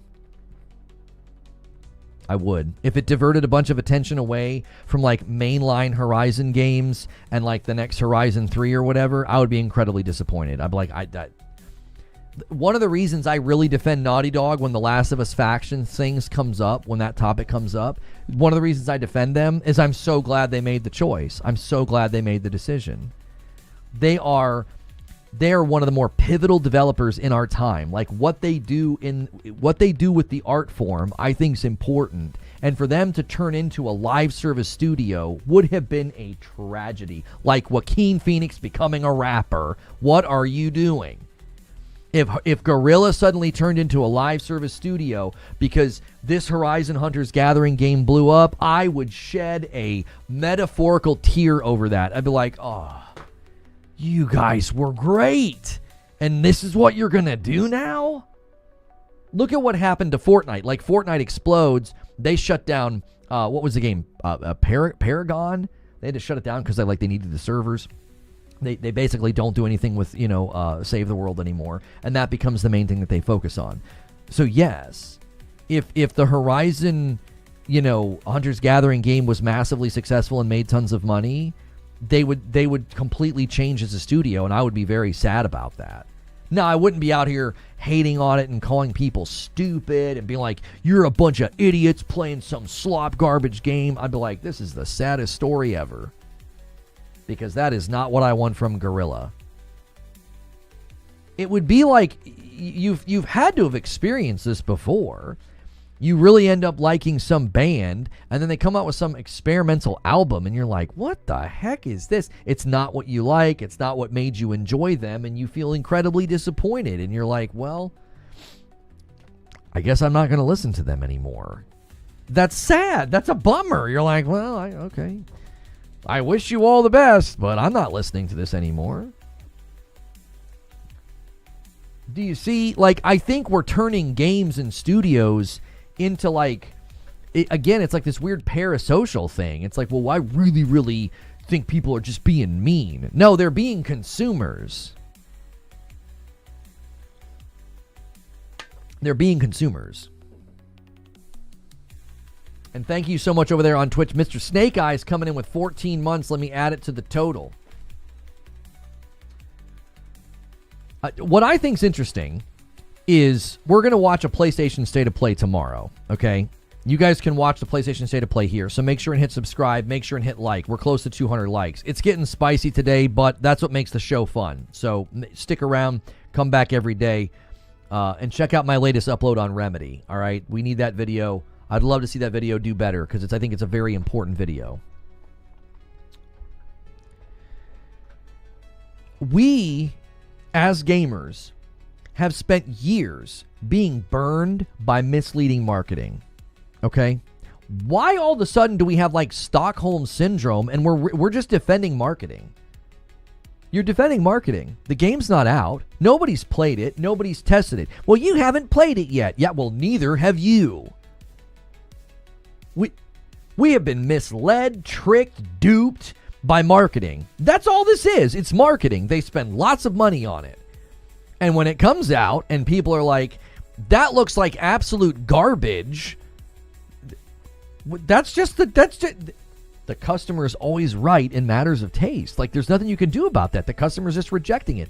There's not some concerted effort. Like, people are acting like, you know, folks like myself or folks 10 times, 1,000 times bigger than me are like out here actively harming these games. And it's like, they don't have the power to do that, as evidenced by Ghost of Yotei.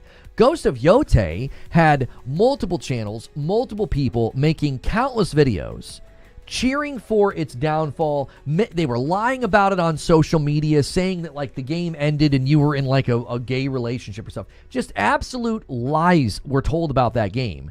Did it affect its success? It's the 11th most sold game last year. It surpassed Tsushima, and it outsold Call of Duty in America. So tell me, do these haters and grifters actually have power? I think the mistake people are making is you're acting like haters and mindless trolls have power. They don't. All they're doing is attaching themselves to the winds of the time. Like, if everybody's saying this game looks bad, they all go and jump on it. And what we do is we make the mistake of being like, oh, let's reverse the causality here. They're causing the game to fail. No, they're not. They are not. No, they're not. They don't have that kind of power, boys. They don't. They didn't have that kind of power over Yotei. Don't act like they have that kind of power now. Sven says, there was a difference. You wish the band all the best, but you're hoping this game fails. Do you wish the best or do you want it to fail? I mean, please correct me if I'm not hearing. I mean, it's obviously a very, very imperfect analogy, Sven. But yes, you would almost hope that that album of that band does poorly and they go back to their roots.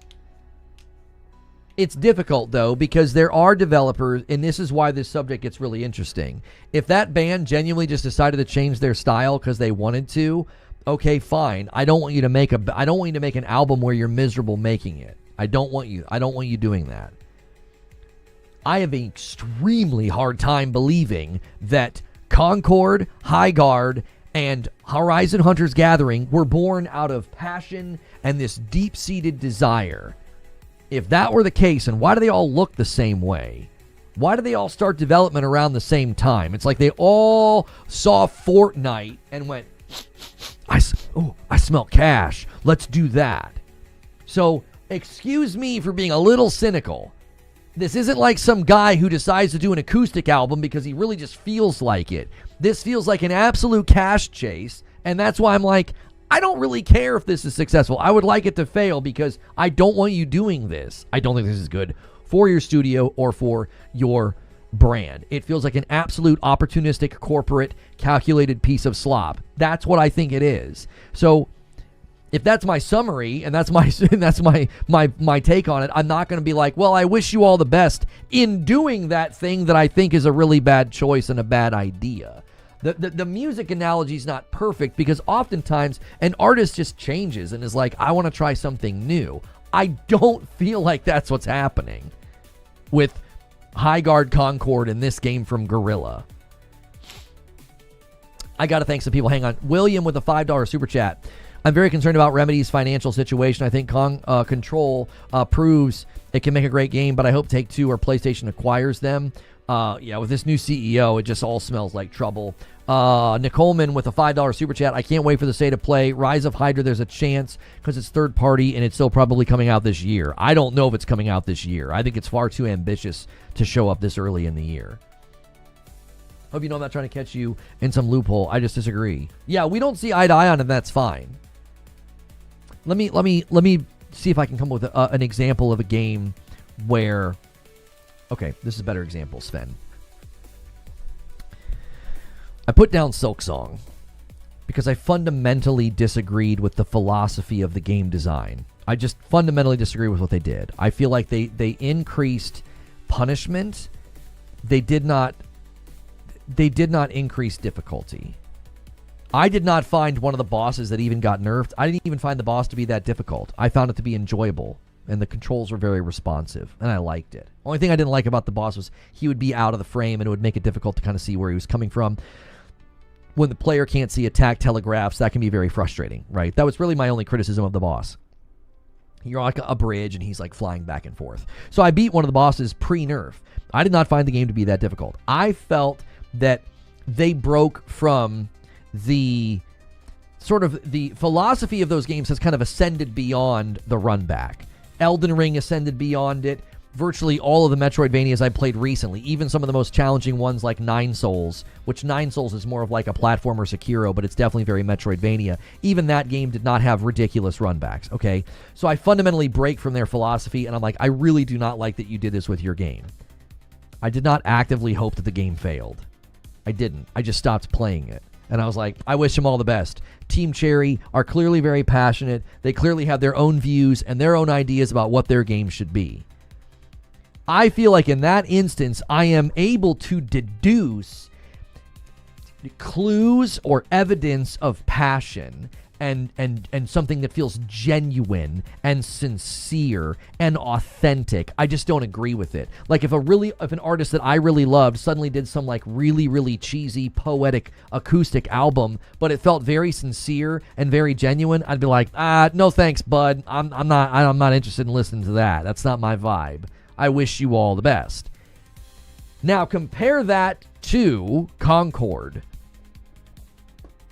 Compare that to High Guard and compare that to Hunter's Gathering. They feel inauthentic and insincere. They feel like corporate, calculated, live service cash grabs. And I'm like, frick that. I hope that fails. Because that I don't think is good for your studio, good for the market. I don't think it's good for the brand. There's a categorical difference, and I don't think I've really delineated it until just this moment because you're pressing against my position, which I appreciate. I've not really delineated it.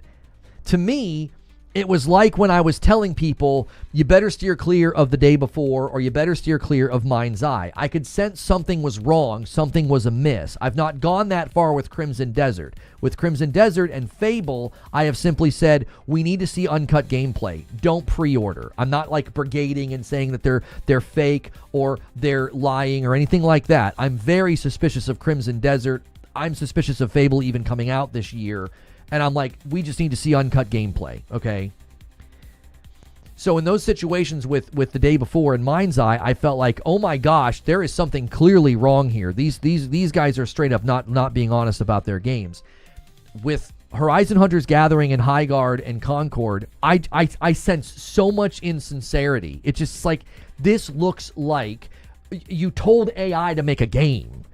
Like, look at the trends in 2018 and make a game inspired by Fortnite and other live service games. That's what it looks like. It just doesn't look like something that I think is worth another minute of time or money.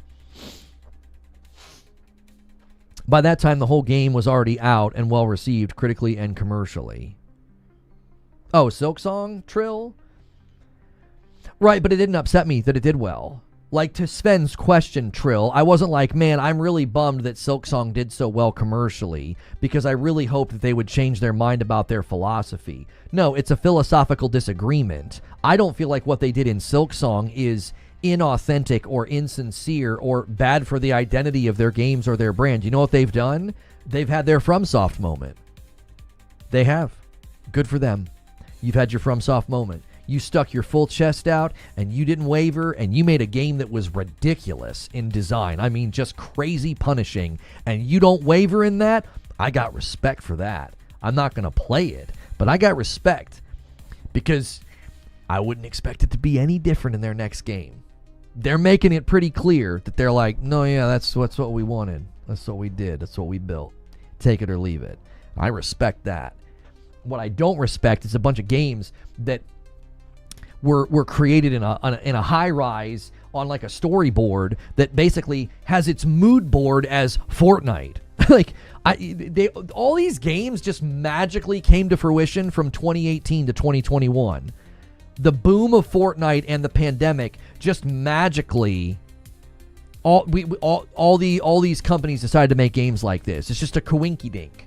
Like, get out of here. I want games like this to fail because what it'll do, it communicates to the developers and the publishers, we don't want this crap.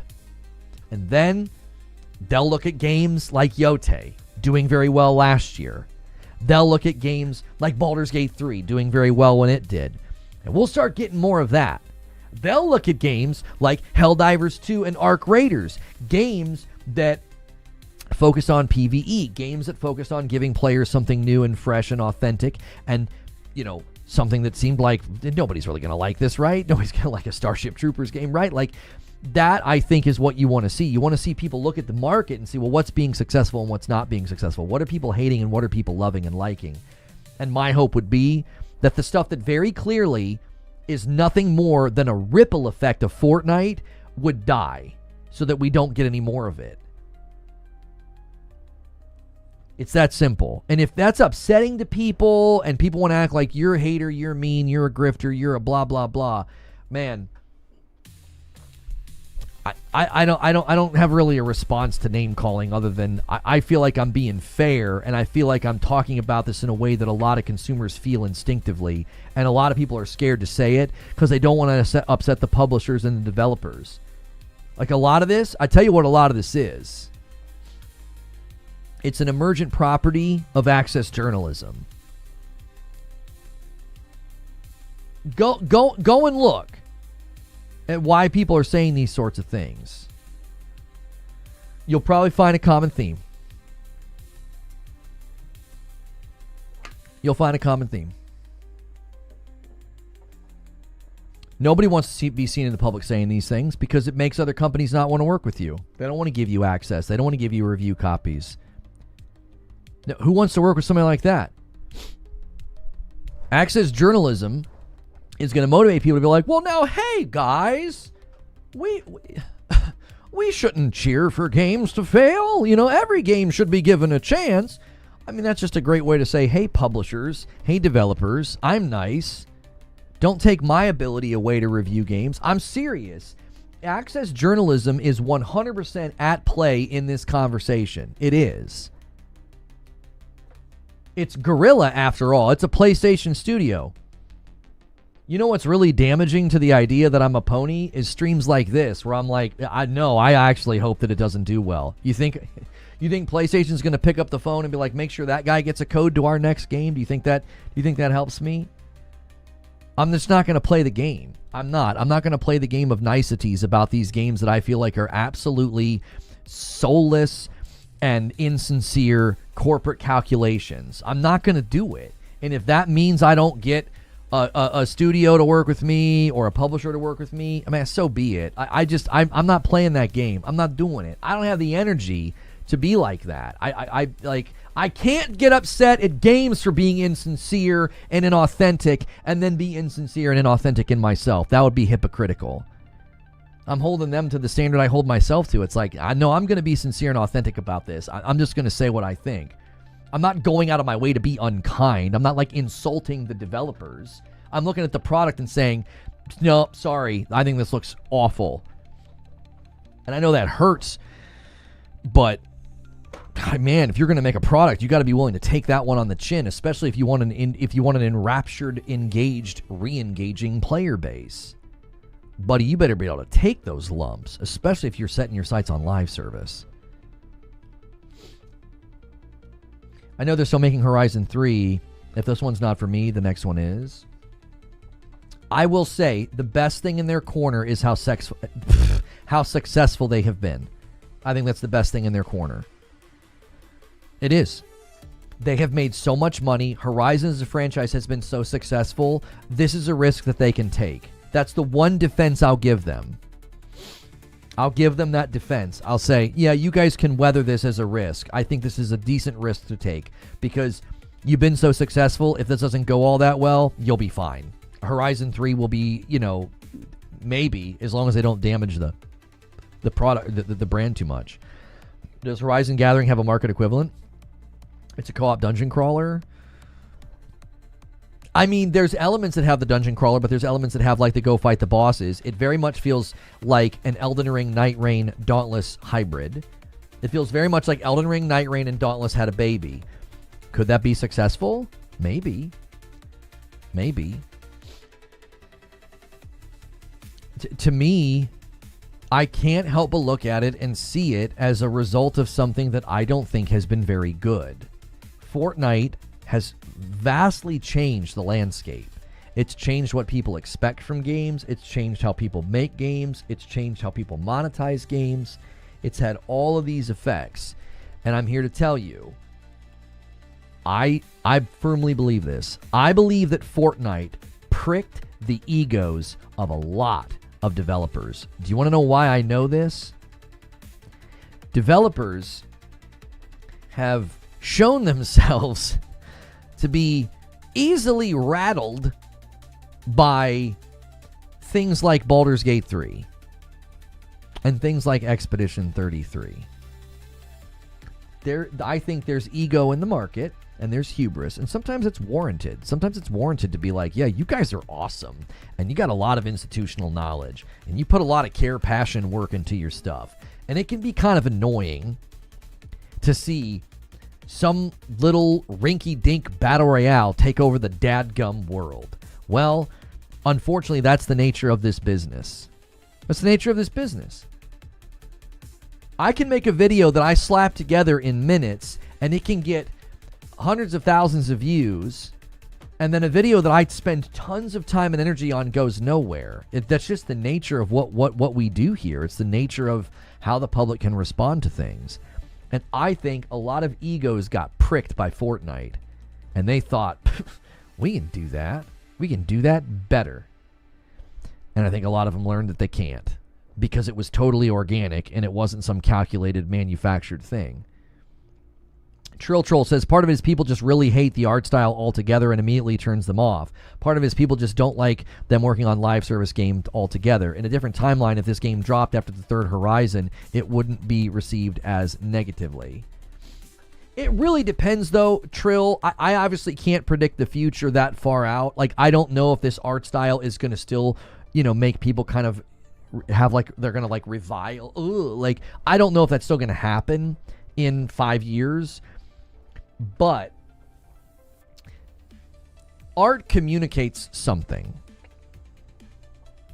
No matter how long it's been, you can go look at a painting that is macabre or sad or happy, right? And the painting emanates that emotion if the artist did a really good job. Okay? Art communicates something. It does. It says something. You can listen to a piano play a melody, and you can tell if it's a sad song or a happy song. And this art style, this is where the developers are just absolutely missing their... It's probably like an art philosophy class that they need to go retake. It's like, y'all, this art style just screams juvenile, insincere, whimsical, silly. Like, it seems disposable. It doesn't seem inviting. Do you see what I'm saying? Like, the art style communicates something. I don't think that's going to go away. I don't think in like 15 years we're going to look at Fortnite and be like, now that's a real serious game. That's a man's game. No, we're going to be like, it looks like a kid's game. People love Fortnite? Yes, they do. But there's a fatigue with the art style. There's a general fatigue with it. It's not that the art style is permanently disliked. It's that, we get it. That art style is there. Cool. It's all, I'm going to tell you something else. It's not just this art style, by the way. Photorealism is having a similar effect on people. People see photorealistic games now, and sometimes they're just like, here we go again. Hyper-realistic game. Like, look at some of the graphics and some of the presentations, and look at the response sometimes. The art style doesn't change the fact that sometimes the game just doesn't land with people, like what happened with Forspoken. That had a writing and a vibe problem, and the graphics looked cool. The graphics were photorealistic. I'm seeing freaking dragons. You see what I'm saying? Like, I just think art style right now, art style is like the first thing you see, and that's why I think this art style is turning into a literal. It's a pariah. It's like a pariah art style. It's like people are like, yuck. Your boy Chris says, besides the art style, what's generic or inauthentic about Horizon Hunters Gathering? What other game is it like in the market? The art style bleeds into everything. So the animation, the way the characters move, the way the combat goes, the way the UI pops up, the art style is like an infection. It infects all of it. Every square inch of it feels like something I've seen before. I'm like, yeah, I kind of saw this in Dauntless. Yeah, this feels like a Fortnite limited time mode. Yeah, everything seems so comic, like cartoony. It looks like a mobile game. It looks like a mobile game. Like, have you ever seen Chef Reactions? I'll get to the super chats in a minute, boys. Have you ever seen Chef Reactions? He's brilliant. He's so funny. Have you ever seen these people? They put so much crap in a crock pot, and when they're done, it literally looks like vomit. It's like you could have a bucket of someone's fresh puke and this person's crock pot, and you could be like, it's the same picture. I don't know which is which, okay? You don't have to be in the room and get out a fresh chip to dip in there to know that's going to smell and taste horrible. I don't want that, right? You can just tell there's something just so unappetizing about it.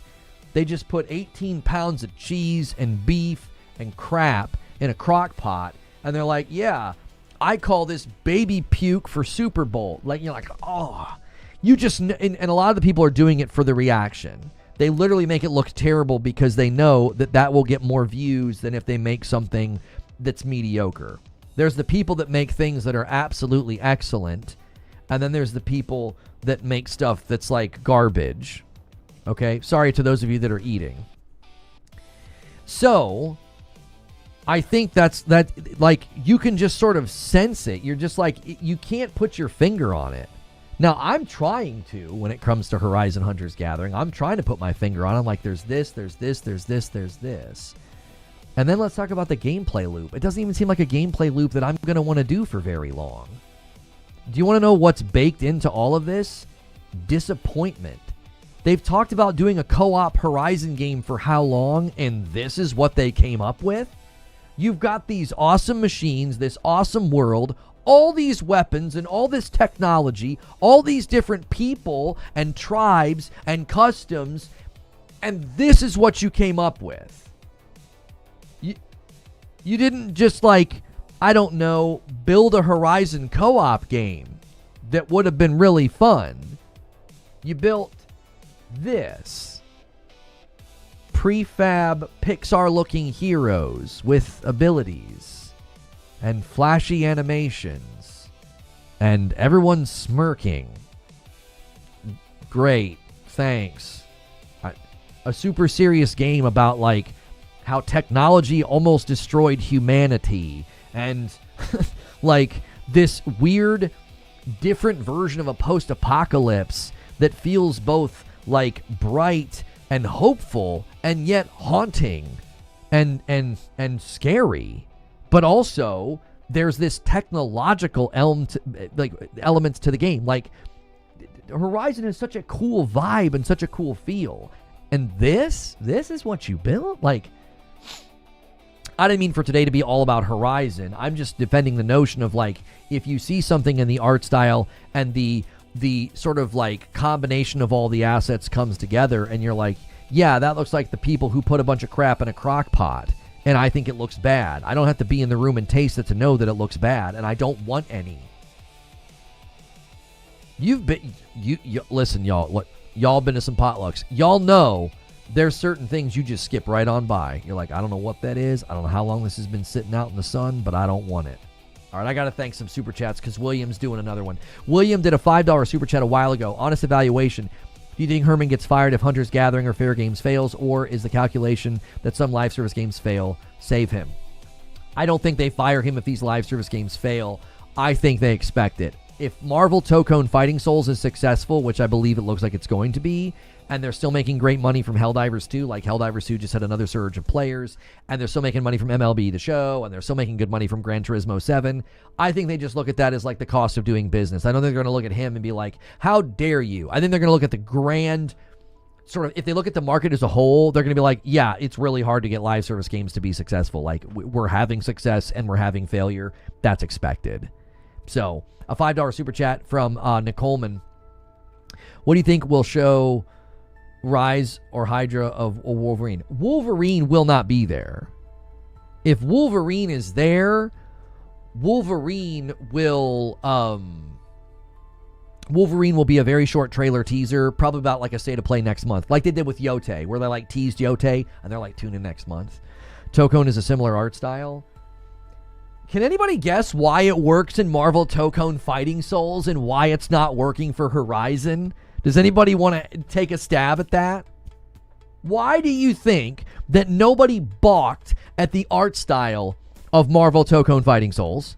Looking, you know, cartoony and comic booky. Wait a minute. Wait a minute. It's because they're comic book characters that are associated with that kind of an art style, whether it be Into the Spider-Verse, the comic books themselves, or the cartoons that we grew up with. Maybe, just maybe, it's because it works in that environment. It works in that medium. It works in Deadlock? Okay, I've not played enough Deadlock to speak to Deadlock. We're talking about an art style in a game and a game type as well as a franchise. You're trying to like rip one piece out of it and do comparisons. It's not like this game just came out of nowhere. It's attached to a franchise. It looks like a giant departure. I said this the other day. Imagine if Night Rain did this. What do you think would have happened to Elden Ring Night Rain if it looked like this? What do you think people would have been? They've been like, what the heck happened to FromSoft? Do you think people would have been okay with it? Well, the gameplay looks fun. If Elden Ring Night Rain looked like this, what do you think people would have said? Do you think they'd have been like, yeah, that's fine? They'd have been like, what the heck are they smoking over there at FromSoft? Why'd they do that? It's a jettison of identity. That's why people are having the reaction that they're having. They're like, what is this? Lego Horizon was different also. Well, it was it wasn't even a good Lego game, truth be told. William with another $20 super chat. William says, on art style, when Guardians of the Galaxy came out, the audience loved bright and funny, and people were tired of dark and serious. Now everything is bright and funny, and people are sick of it. A game like Hunter's Gathering might be liked in 20 years, but not now. I mean, maybe.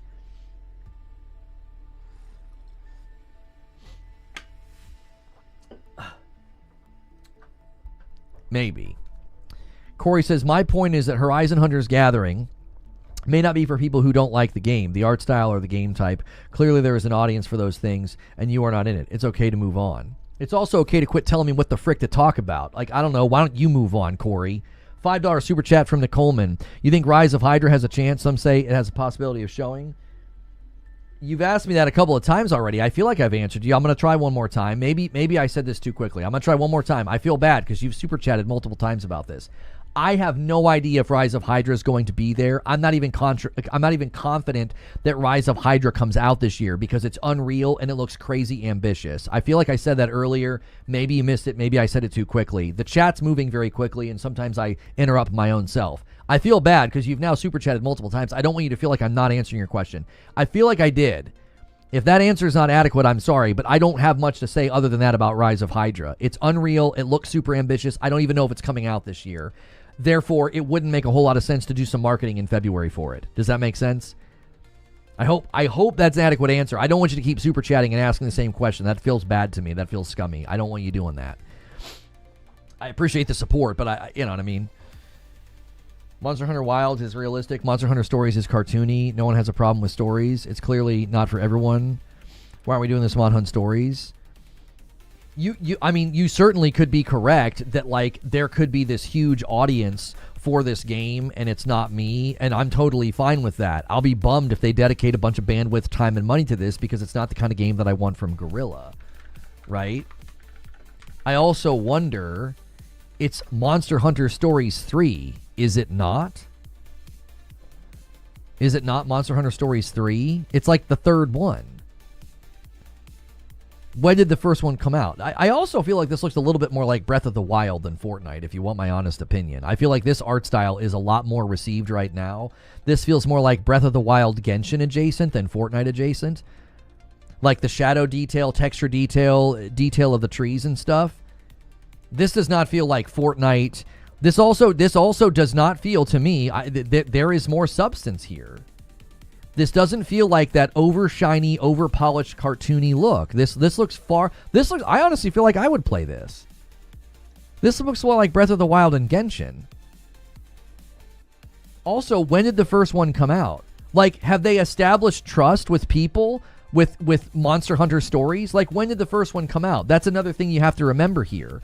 Like, okay, Monster Hunter Stories 1 release date. I can't type for beans right now. 2016. Do you see? Monster Hunter Stories came out in the first one in 2016. And this is what it looked like. This is some of the promotional materials for it. So don't you think at this point that art style would not be seen as a jettison of identity? That's 10 years ago. So 10 years ago, they come out with this game, and they've got an art style, they've got a vibe and a feel. We've obviously seen that art style show up and that vibe and feel in Breath of the Wild and in Genshin Impact.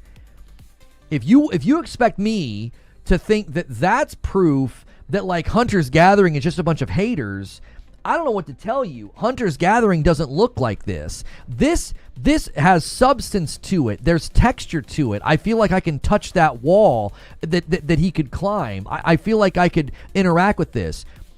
There is just something about a game like Hunter's Gathering. It literally feels like a Pixar movie set where, like, everything is so sanitized and clean. Like, even in this situation right here, there's I don't know. There's something to this. I kind of wish Power World looked like this. Like, Power World's not gritty enough, I feel. Power World's still got some work to do on grounding the art style, I feel. You know, it's a little too bright and colorful at times.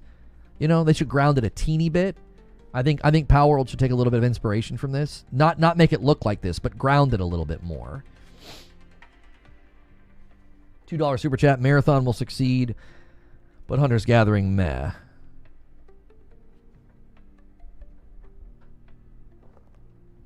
Hunter's Gathering just looks like it has that. There's just something chintzy about it.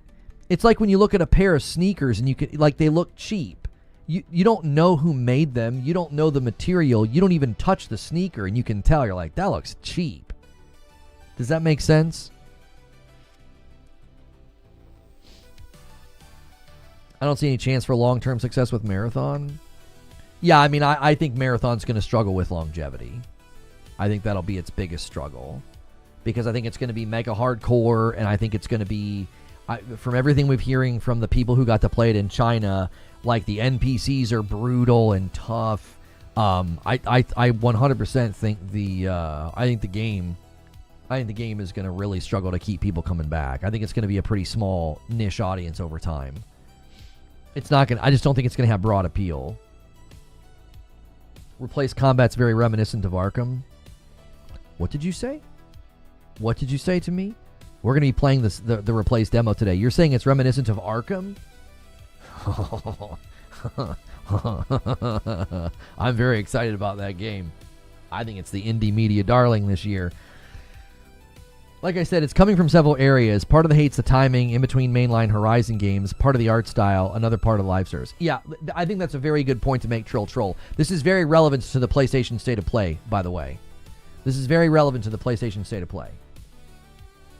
Thank you guys for 200 likes. Keep those likes coming. I appreciate it so much. A lot of people tuning in today. And a lot of you are searching for State of Play, which we will do a waiting room tomorrow, and we will watch it together tomorrow. So do me a favor, if you haven't hit subscribe yet, hit subscribe. Okay. The PlayStation audience is playing a role here. They are. They're playing a role. The PlayStation audience has watched a live service focus bring certain things to bear. What are some of those things? Well, Concord. Abysmal. One of the worst launches of a game in the history of game launches. What else did it bring? This is not accurate, but many would say, well, that's Naughty Dog's wasted their time on Factions and then canceled it. Now, they did that of their own volition. They did not initiate the Factions development and ripping it from The Last of Us Part 2. That was not something that Sony had them do. Doesn't matter. That just happened recently. So we've had Naughty Dog cancel a live service game. Instead of bringing something to the market, it just gets canceled. So now we have to wait even longer for something from Naughty Dog. Concord comes to the public and dies a miserable death. Bend Studio has their live service game canceled, while many people are like, could you just give us a Days Gone 2? And Blue Point was working on a God of War live service game. Even if it was only in the conceptual phase, even if it was only in early development, that sounds ridiculous. And then you come to the PlayStation audience that's gone through all of that, and you say, we've got a new Horizon game for you. We know that you've always wanted Horizon co-op, and we've always wanted Horizon co-op. Here's Horizon Hunters Gathering. Do you really have to scratch your noggin to figure out why people are like, get this the frick out of here? Is it really a conundrum? Is this really hard to figure out? People are like, what the heck are you guys doing over there? You launch Concord, embarrassing. You cancel Factions. You had Ben working on a live service game that's now canceled. You had Blue Point working on a God of War live service game. And this is what Guerrilla's been working on?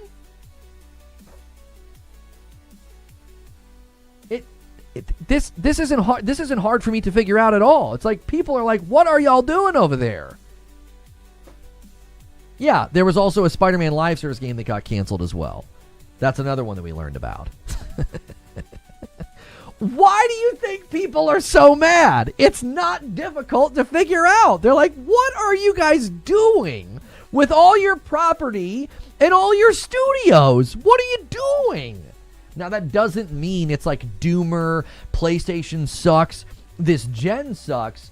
We're in the middle of the gen. This is when things are supposed to just turn and be amazing and awesome. And we're watching them step on 8 rakes in a row. Now, yes, SAROS is almost here. I'm pumped. Phantom Blade Zero looks great. Wolverine's probably going to be dope. Last year, Death Stranding 2 and Yote were killer. They were excellent games. But people really like these studios and their property, and it feels like an awful lot of rake stepping is going on. I think it's totally fair for people to look at this Horizon game and be like, what on earth is happening at PlayStation? I am not dooming and saying that. I'm explaining to you why people are so upset and so quick to reject this. This didn't happen in a vacuum. There was a bunch of things that led to this moment. I just got here, and the first thing I say is, get the frick out of here. That was intended for you. Leave. I'm just kidding.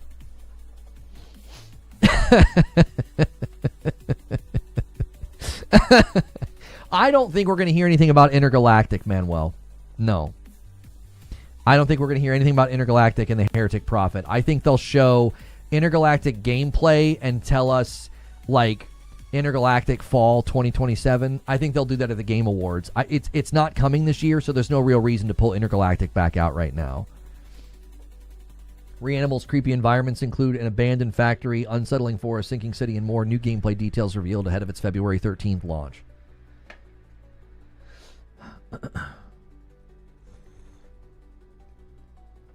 What the heck happened? Did we drop frames or something? Why did the viewership suddenly spike? Are we being featured, or did we might have dropped frames? I think we dropped frames. Usually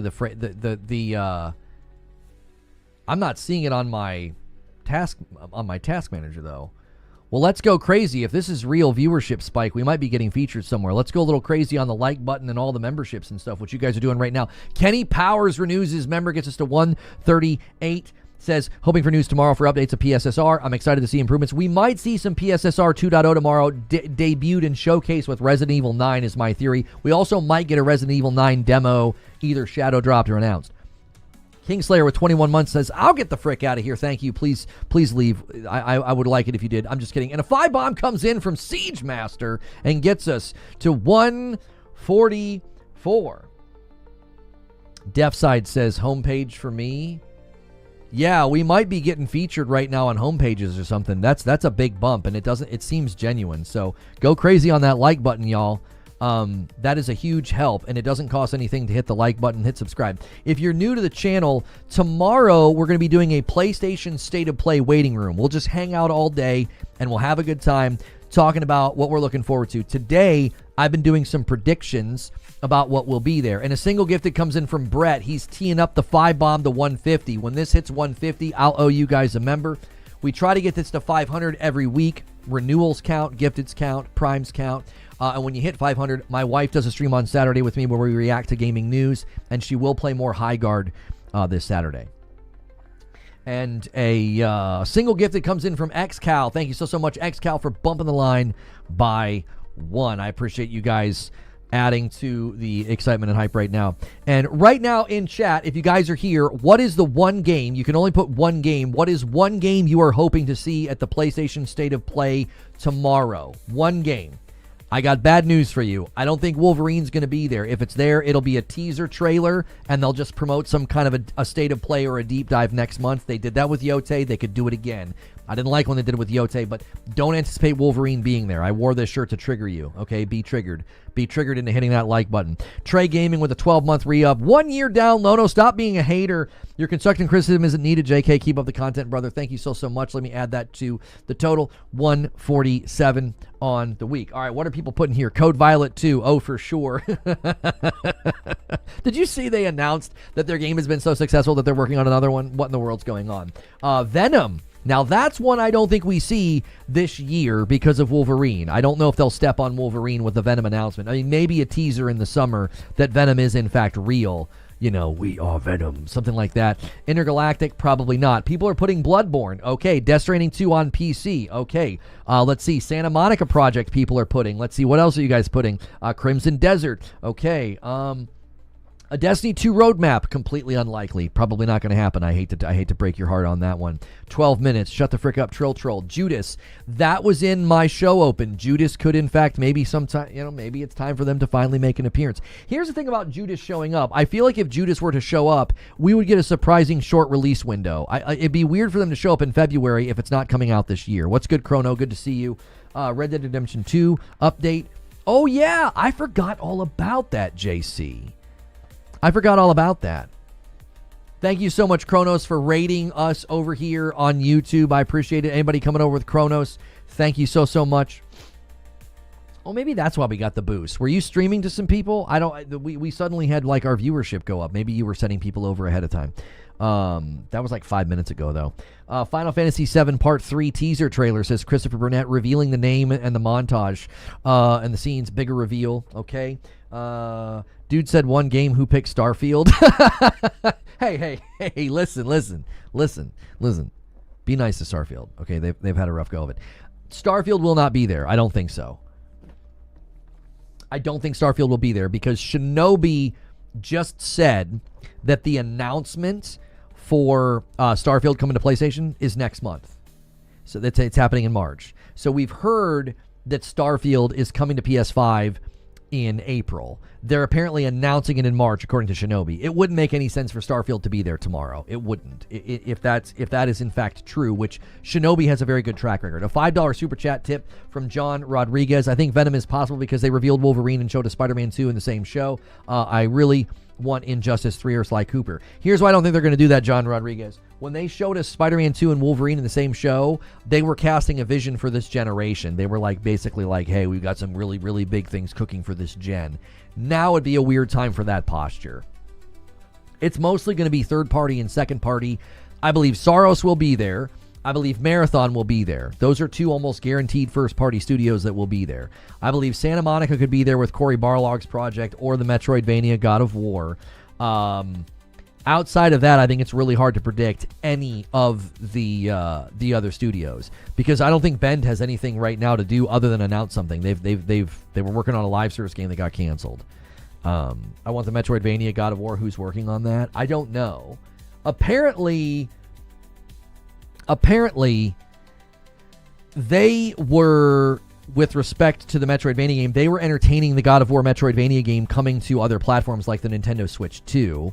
Nate the Hate confirmed that was indeed a conversation. He was not sure if they had concluded whether or not they would do that. They were considering it. I think they were probably considering it almost, similar to, having some adjacency here to what they did with the Lego Horizon game. Like, well, this isn't a mainline game, so maybe we should put it over there as well. I have told you guys that I could see PlayStation 4 games going to the Switch 2. I've said that for a while. I still think that's a possibility. I still think they could take PS4 versions of games over there to really try to promote, hey, we've got amazing games over here on PS5 that you're going to want to play, and you can't play them on the Switch 2. But giving them PS4 versions, I think, is still a possibility. I know that sounds insane, but they've got new leadership, and I think they've got a very different outlook on new user acquisition, and I think that's still a possibility. I don't know if that's a possibility that they announce that tomorrow. I'm just saying that is a possible thing in the future here. What's your personal thoughts on Intergalactic? I think Intergalactic looks incredible. I think people were way too quick to judge what a character looks like. I think if you have any amount of media literacy and you critique the trailer from that vantage point, it communicates volumes, and it's not, it's going to be woke. That is such a superficial, 1-inch deep analysis that I don't think is accurate in the least bit. I was very hesitant about Last of Us Part 2. I thought I wasn't going to enjoy it. I got a little frustrated when it made me play as Abby. I ended up loving it and agreeing with it winning Game of the Year. For the longest time, I did not agree with it winning Game of the Year. I thought it should have gone to Tsushima. I thought if you do a sequel, you should have to do significantly more to overcome a brand new IP, because Ghost of Tsushima was a brand new IP. And then I played The Last of Us Part 2 and I changed my mind. And I was very much apprehensive. I did not like what they did with the story. I was very worried about what they did with Joel. And I am very much not, people think I'm a wokey because I don't buy into they're making the women ugly nonsense. Like the thing with Fable, there are people to this day, they're still being incredibly dishonest about Fable. They still use the old picture. And they're like, yeah, look, this is what they do. They don't make her look like the actress. They won't do side-by-sides of the game now, which is dishonest. So because I don't buy into that, people are like, he's a wokey. If you knew my background, my education, and my belief system, my faith, you would never think that about me. But I don't buy into the 2-inch deep analysis of video games where we call everything woke because there's a girl or a black man or a fat person. I think those are just such superficial judgments that people make. And I think that's one of the reasons why Horizon Hunters Gathering is being defended, because much of the criticism of that game is that sort of, baseless nonsense, and I think that makes people think that that's what everybody else is doing. So I do not align myself with those things and those views and how people judge games. I think it's ludicrous. Been asking for a sci-fi space RPG for a while. Intergalactic: The Heretic Prophet's going to be awesome. What's a wokey? you know, people that are like, you know, hyper progressive and wanting to make everything, you know, safe, and they practically have their pronouns tattooed on their forehead and stuff like that. Like, I think both extremes are ridiculous and unhelpful, you know. This is how I said it when it came to, like, Concord, because I felt like the analysis of Concord was incredibly, like, shallow. I don't think Concord failed because the characters looked bad or because the characters had pronouns. Concord failed because it was a terrible game. If you put super, super awesome hot people in that game, it still would have failed and flopped because it was a bad game. But the way I said it was this. I thought them putting pronouns in Concord was one of the dumbest things I've ever seen. It didn't even make any sense. Within science fiction, having aliens that have pronouns is, like, quite literally, that's dumb. Like, go watch Star Trek The Next Generation. They commonly encounter, like, alien species that have no concept of pronouns and gender. They'd be like, what the frick are you talking about? So that was dumb. It was also dumb to get mad about it. So, like, I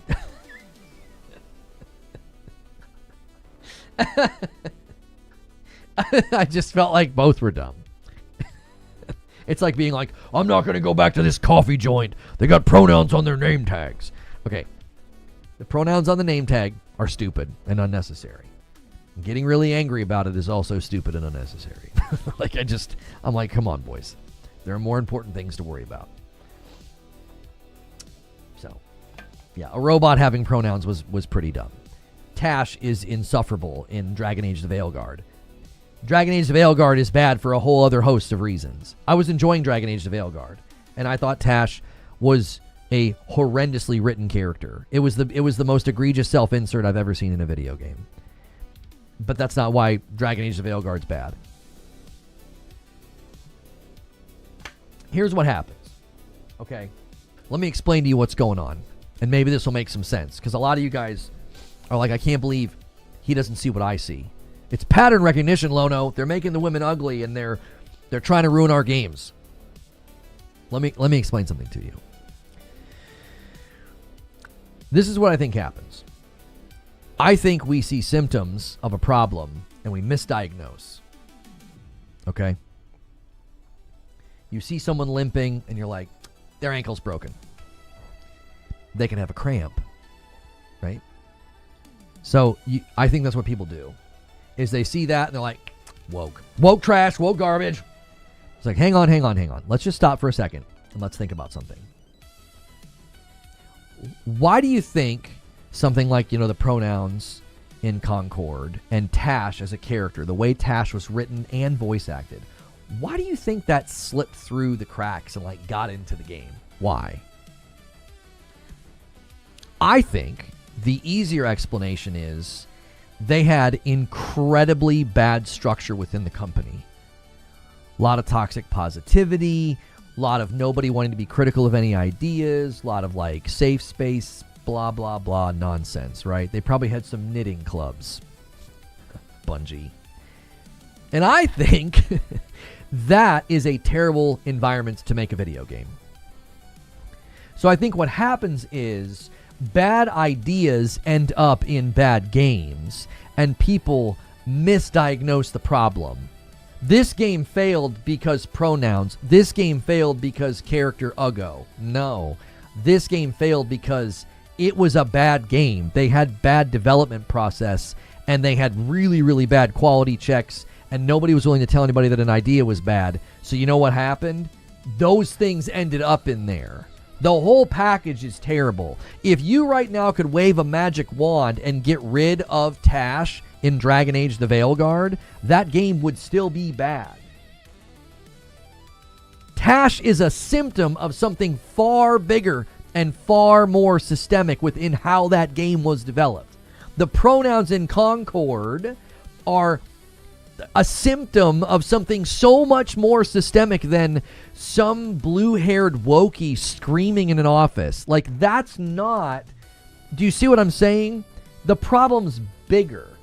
It would be like going to a construction site and you see, like, door frames and things falling down. Okay? and you see things aren't going very well, and you go and you say, well, they must have really bad carpenters. Well, maybe they have a terrible foreman.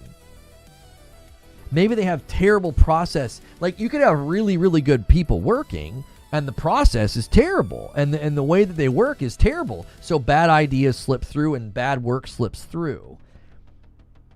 Do you see what I'm saying?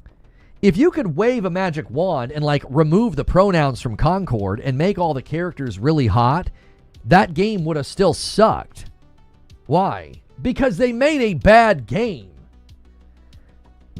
A symptom of them making a bad game was the fact that they thought pronouns on a robot was a good idea. Like, nobody had the balls to say,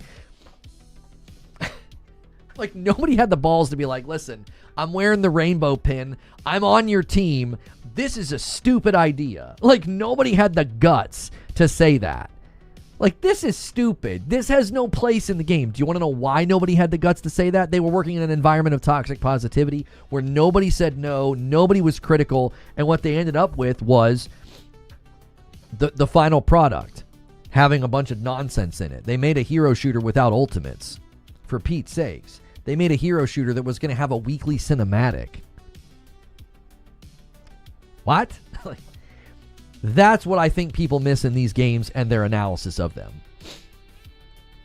It's why people tried it with... Let's take some examples of games where it didn't work. It didn't work with Horizon. People tried the same thing with Horizon Forbidden West. They circulated a Photoshop picture of Aloy. They made her look fat. They acted like, oh, yep, here we go again. Progressive, wokey, liberal lefties ruining video games and making characters ugly. And Horizon did incredibly well. That's why they don't talk about that game anymore. Or they'll insist that the sales are somehow fake or something. They did the same thing with Ghost of Yotei. They try to concoct this narrative. Oh, it's a girl and she's not hot and her boobs aren't out. It's woke. It's trashy. Bleh. And none of that's in the game. It's a wonderful story. None of that nonsense, none of that modern day self-insert crap is in Ghost of Yotei at all. And it sells incredibly well. Do you see the difference? When you take that shallow analysis and you try to apply it to something like Yotei, it fails. They did the same thing with Split Fiction. They take this shallow analysis and they're like, yeah, woke girls, bleh, and you're like, the game's great. What are you talking about? Do you see? The shallow analysis only works on these other games because they were bad games. They were bad. Symptoms of them being bad is, yeah, pronouns on a robot. Symptoms of them being bad games is the way that Tash was written and voice acted. Do you see? The shallow analysis doesn't work when the game is actually good. It just doesn't. The big girl with the peg leg's an interesting choice in Horizon Hunters. You know what's interesting about that? If she was a guy with a big Viking beard, nobody would say anything. It's only because she's a girl. The rest of the characters look fine. The rest of the characters look like, yeah, okay, you got this dainty little thing in a crop top. You got this like ninja looking girl. You got this cool like old black dude, you know, looking like Cornel West, and then you got, you know, this big old lady like bouncing around. If she was a big huge Viking throwing back a beer stein and then grabbing an axe and throwing it, no one would say a thing. It's literally only because she's a girl. It's like, yeah, they're making the girls fat and ugly. But it's like, well, the rest of the characters in the game aren't like that. It shouldn't be a peg leg, though. The world's robotic. Yeah, I don't know. I think they added create a character to Fable after getting backlash. Oh, they 100% did. Because people were like,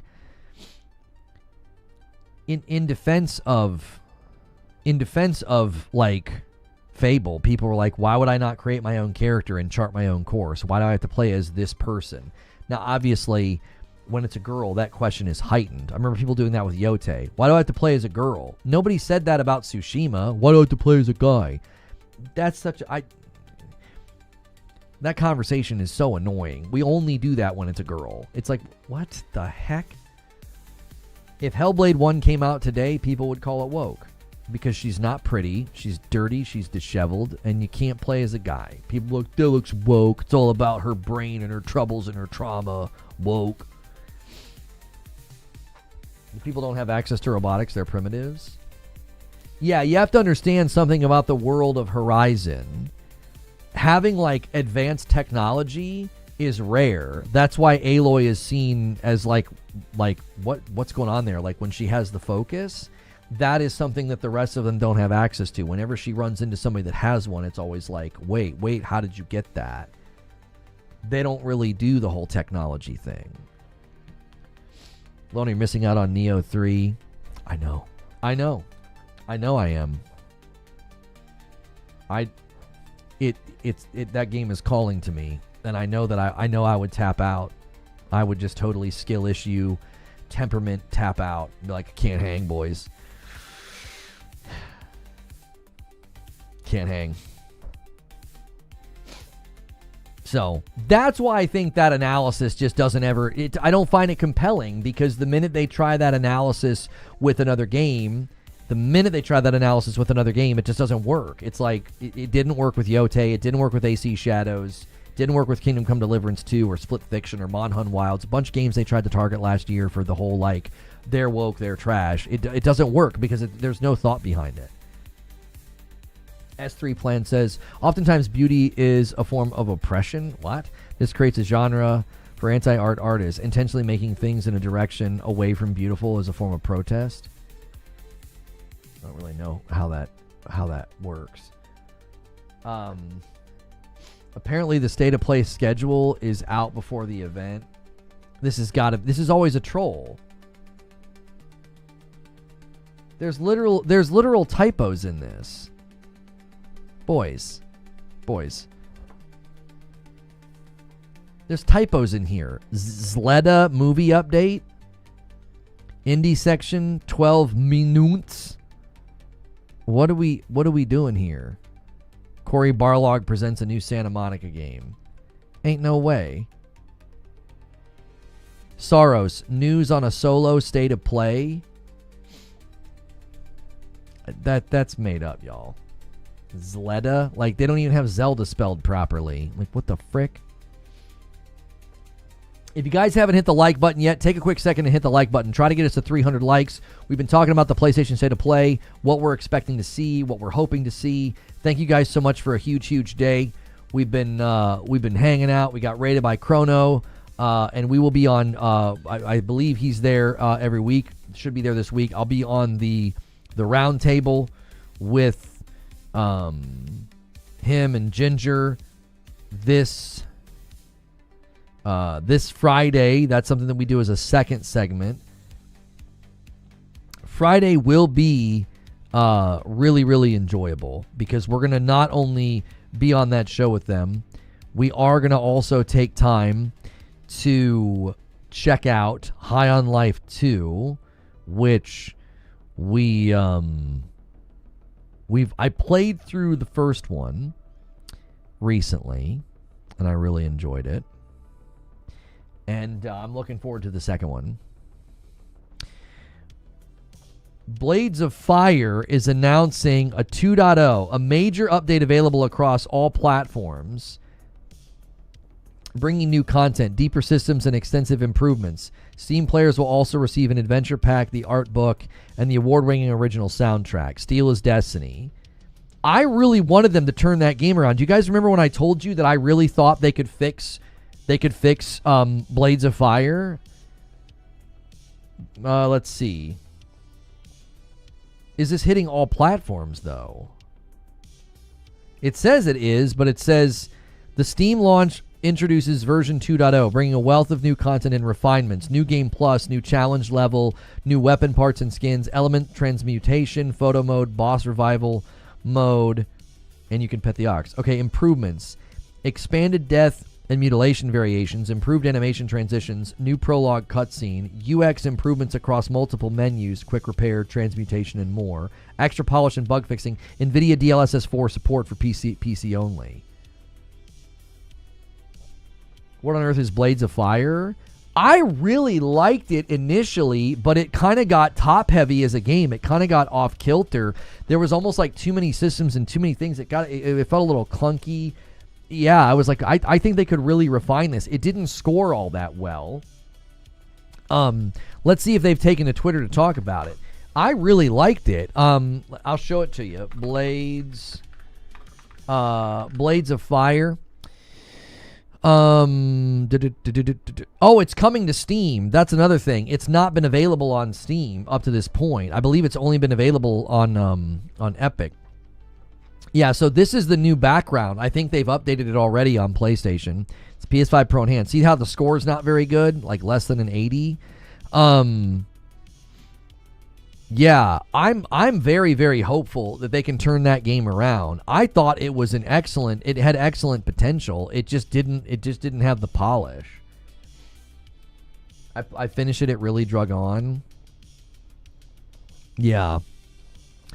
Yeah, I skipped Romeo as a Dead Man yesterday too because the reviews were just so all over the place. I was like, I don't want to take a risk on something like that right now. Maybe they can fix their game and polish it too. There was a lot of criticism about just repetition and how the game felt. Nice cover art change. Yeah. The combat was weird in that game. It felt like it had really good potential, but the targeting and stuff was really wonky, you know? Yeah, the one with the weapon forging. Yeah. Guys, if you haven't done so already, check your renewals. This is going to be the second week in a row where it looks like we are not going to hit the goal, which is totally fine. I still do the normal streams Monday through Friday. This is for an extra stream on Saturdays. That's what this is about. Your renewals, your primes all add up. Everything has last week and this week for whatever reason. I don't know if folks are forgetting. Check those things. You're already paying for Prime and you're already paying for your membership. So make sure you're celebrating it so that it gets added to the total. Angry Pete's going to add to the total with a gifted. Gifteds also add, but make sure you guys that are faithful and you know every week to do your primes and your members, make sure you're celebrating those so they get counted. Why are the scores so low? It just didn't seem like a great game. It seemed like it was not super polished. It had performance issues. It had like some monotony within the gameplay, people were saying. Lush says, help hit the goal so I can play with Madam. Yes, we do owe you guys some high guard gameplay. Madam didn't play it as long as I felt she should have, and I was like, we'll definitely do more. There's one, Crispy Boga with a VIP. Yeah, don't forget to celebrate those. I feel like we generally hit the goal every week, and it usually is because people are so diligent to celebrate those renewals. There's a VIP from Low Life King. There it is. See, boom, 150. I now owe you guys a member. I'll probably wait and do that one later. And Sorcerer is going to gift one, and that's an Agent of Chaos to push us past 150. Thank you so much, Sorcerer. Let's see here. No active bounties. Oh, that's right. We don't do bounties anymore. We do this. Huh? Is there a time on this one? Can it not happen yet? Manage. Oh, it can't happen until the 13th. Okay, that's fine. Thank you so much, Sorcerer, and everybody for doing that. Make sure as well, guys, if you haven't hit like and subscribe, that's totally free. You do not have to subscribe to talk in my chat here on YouTube. But if you do subscribe, it's because I want you to come back for the shows and the uploads, right? Don't subscribe just to talk for a few minutes. You can talk without doing that.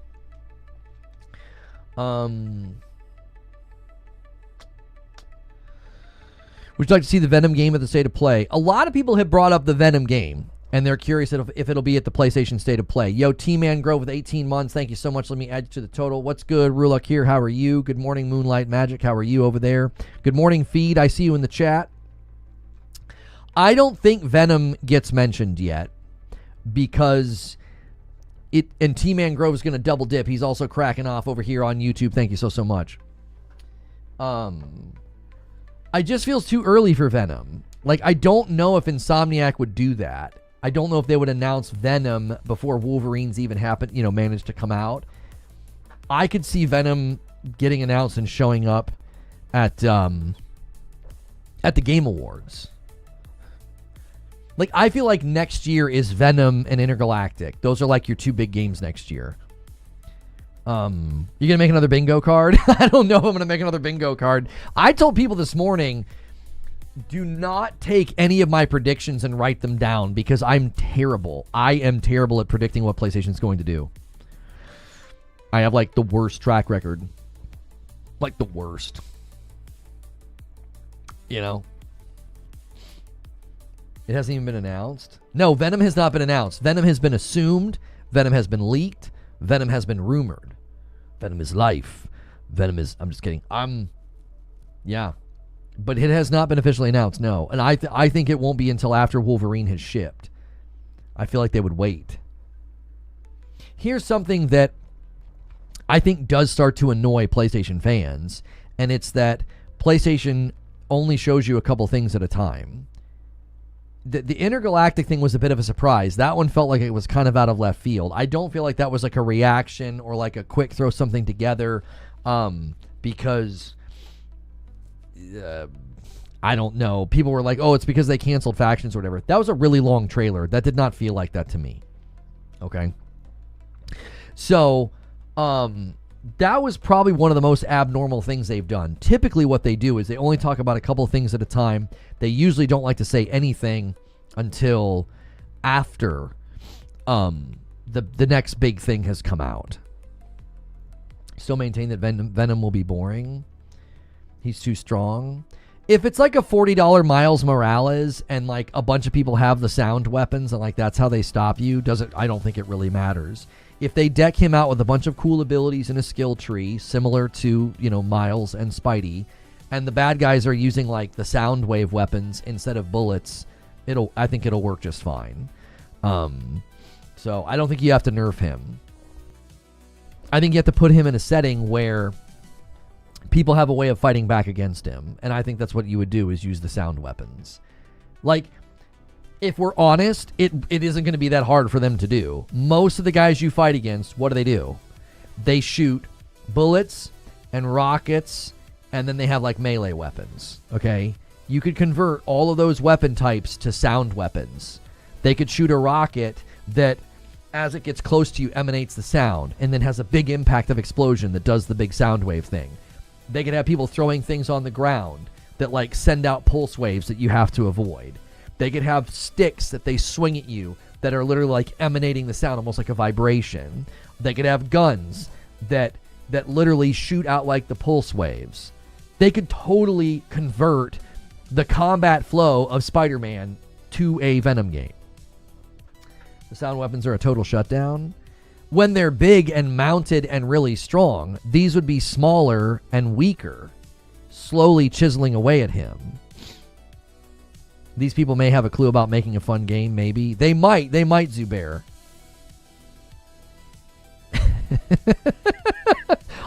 I don't think it would be that difficult to be like, hey, if you're going to be mobile, the weapons aren't going to be strong enough. Like, you could literally have a cutscene, Eugene, where you're like, how are we going to take him down? Have you seen this guy? And they're like, listen, we have these weapons. We know they stun him. We know they slow him down.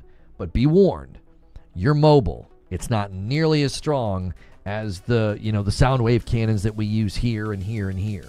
So you guys are going to all have to work together to take him down.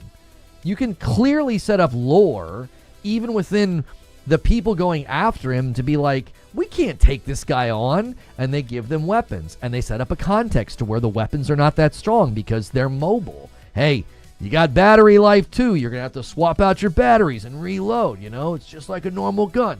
You could do a whole thing. It wouldn't be that difficult at all. He's also weak against acid, fire, magic, not just sound. Sure, the further you get in the game, they could evolve the weapons and discover new things that you could have a boss fight where you get too close to an explosion and you catch on fire and they're like, hey, fire works against him. And then all of a sudden you start facing enemies that are using flamethrowers and Molotov cocktails. Starship Troopers Ultimate Big War Storms on PS5 March 16th. Get ready for the retro FPS action with a new trailer. Well, good luck. Yeah, I don't think it would be that difficult to create lore and story and a context to where these guys have weapons that can slow him down or hurt him that that as time goes on, either get better, stronger, or whatever, especially if they're mobile and they're not like sitting on a truck with this big giant sound wave cannon. Been a very long time since I tuned in. Hope everyone's been good. Hey, Lono, how are you? Aid? Eddie Mattis? I'm not sure how to say your name. I'm just going to call you Aid. You mentioned Sean Murray earlier. Do you think we see Light No Fire because of the supposed miss at the Game Awards this time? No. No, it would be my estimation, Chopper, Eric, that they like to work. I think Sean would want to do right by Keighley, and I think we'll see Light No Fire at Summer Game Fest. If that theory is correct, and there was supposed to be some Light No Fire thing at the end of the Game Awards, and instead it ended up being High Guard or whatever the frick, I would say that Sean Murray would want to kind of honor that and be like, hey, I tell you what, that was on me. You know, I had a personal thing come up and I couldn't be there, so I'll be your showstopper at Summer Game Fest. I think that's a genuine possibility. That he would just kind of honor that commitment. I think there's a relationship there. I think there's a friendship. I think Sean Murray likes Jeff Keighley. Now, you could be correct. Maybe they're like, hey, we have our own marketing timeline. You know, it is possible that whatever they had lined up with Keighley, maybe they also had something lined up for this State of Play. Keep in mind, this State of Play right now in February, this has been planned and booked and scoped out for a while. So they literally could have B-roll in a trailer for Light No Fire that was meant to be almost like a part 2 or something for whatever they had for Keighley at the Game Awards. You can't just like rip that out of the show and like break your deal with PlayStation. Does that make sense? Blue box coming with Abandoned on State of Play? Probably not. You hope Light No Fire shows up there? The only reason I'll say there's a chance that Light No Fire is there is because these types of things, they are planned super far in advance. So if Hello Games had already kind of agreed to do something with Keighley, they can't like back out of what they had planned and what they shipped to PlayStation. Does that make sense? Like if they had already sent B-roll and a trailer and all this stuff to PlayStation to get slotted into this State of Play, I don't think that you would see that like ripped from the show because, oh, hey, you know, we couldn't be there for the Game Awards because, you know, Sean had some kind of a personal family emergency come up. If you guys are unaware, there's a theory that at the Game Awards, the show ender was supposed to be Light No Fire. The guys from Hello Games accepted a game award, and they all had Light No Fire shirts on, and they were expecting, people were like, there must have been some kind of a Light No Fire thing to close out the show, but then we learned that, you know, Sean Murray had some kind of a family emergency and couldn't be there. Then they didn't do the, you know, the thing they were going to do, like the interview. We've also found out that Keighley gave them the spot for free for whatever reason. We don't know why. Yo, Anubis with 18 months of support over there on Purple. Thank you so much. Getting us to 154. It's Omar, per usual. This is actually a YouTube sub. Respect my decision. Thanks. Yo, what's good, Kitty Cat? How are you? No, GTA 6, Kitty Cat. I do not think GTA 6 will be there for a couple of reasons. So, Take-Two just did an earnings call, and they spoke to the launch of, or like the spin up of the marketing for GTA 6. So if you're expecting like a GTA 6 trailer 3 or something at this event, no, I do not think that will happen. Okay, GTA 6 and Wolverine are like big misses. That's why I put that in the title. Like they're not going to be there. They're going to be spinning up the GTA 6 marketing. That is spinning up in the summer. So since they just did their earnings call where they indicated essentially when that marketing would spin up, I don't think you would see it spin up in February. I also think that in general, Rockstar does not go to events like this, and when they finally do start going to events like this, it won't be until the summer and after. I do think they're going to be doing some sort of a thing with PlayStation. I do. I think they're going to be doing some sort of a thing with PlayStation and the that could mean that the state of play with PlayStation at the end of May that they typically do, like end of May, early June, we could see GTA 6 at that event. I don't think they would be at this event though. Do you expect anything big or semi-special for the state of play? I think we are going to get something new from a first-party studio. An announcement from Santa Monica, maybe Cory Barlog's game, maybe the God of War Metroidvania. I think we are going to get something new.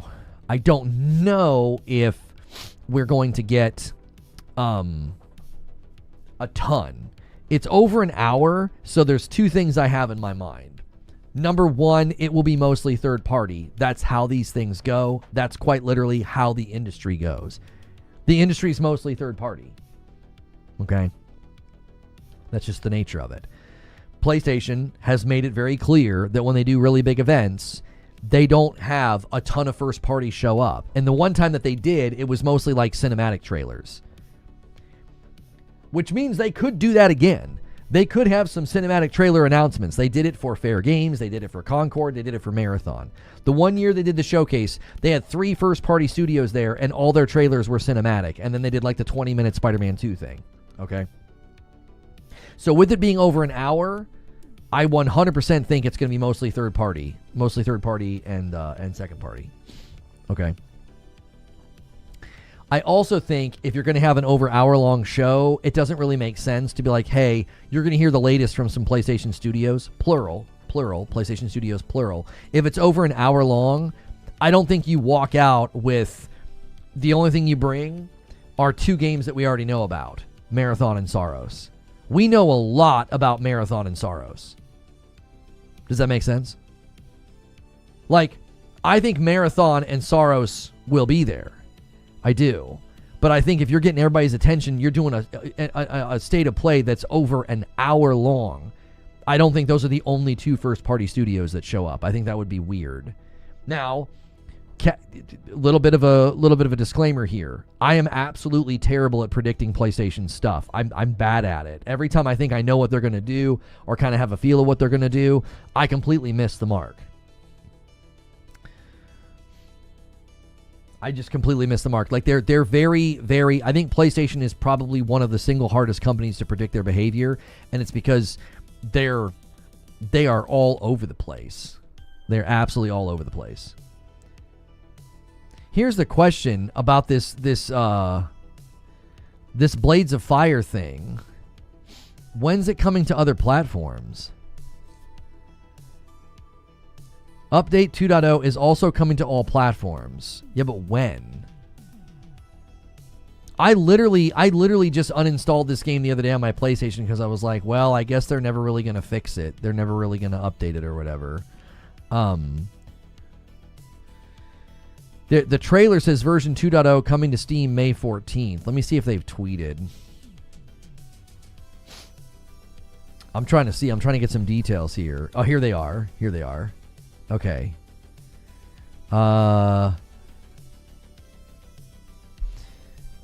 Ready to Steam demo out now. Carryover progress. Wishlist and demo here. Yeah, they tweeted yesterday like a fire thing, and I was like, oh, maybe they're getting ready to do something. Oh, also, the game has not been on Steam. Is PS5 getting the 2.0 update? I'm assuming yes, but don't want to assume yes, absolutely. Yeah, they're not replying to people about it. Timeline on when 2.0 comes to consoles. So if you guys haven't played it, Blades of Fire is coming to Steam. It wasn't available on Steam prior to now. Do you think Devil May Cry 6 will be shown? I've seen people speculating and spreading that rumor. Yes. Yes. Yeah. Guys, we're super close to 300 likes. Make sure you go through that ritual. If you come through and watch the stream every single day, that is a very, very helpful thing to smack that like button and to even just say hello in the chat. That all helps me whenever you guys are engaging with the content like that. Is the last Ronin Teenage Mutant Ninja Turtle game still being made or not? Heard rumors it was canceled. I've not heard anything definitively. I haven't. Let's see. What is the latest info on the Teenage Mutant Ninja Turtles Ronin game? Based on recent reports, it's facing uncertainty due to layoffs at the developer Black Forest Games. Despite this, the game is still in vision. Yeah, that's all we know. That's all we know is that there's concerns about it because of layoffs.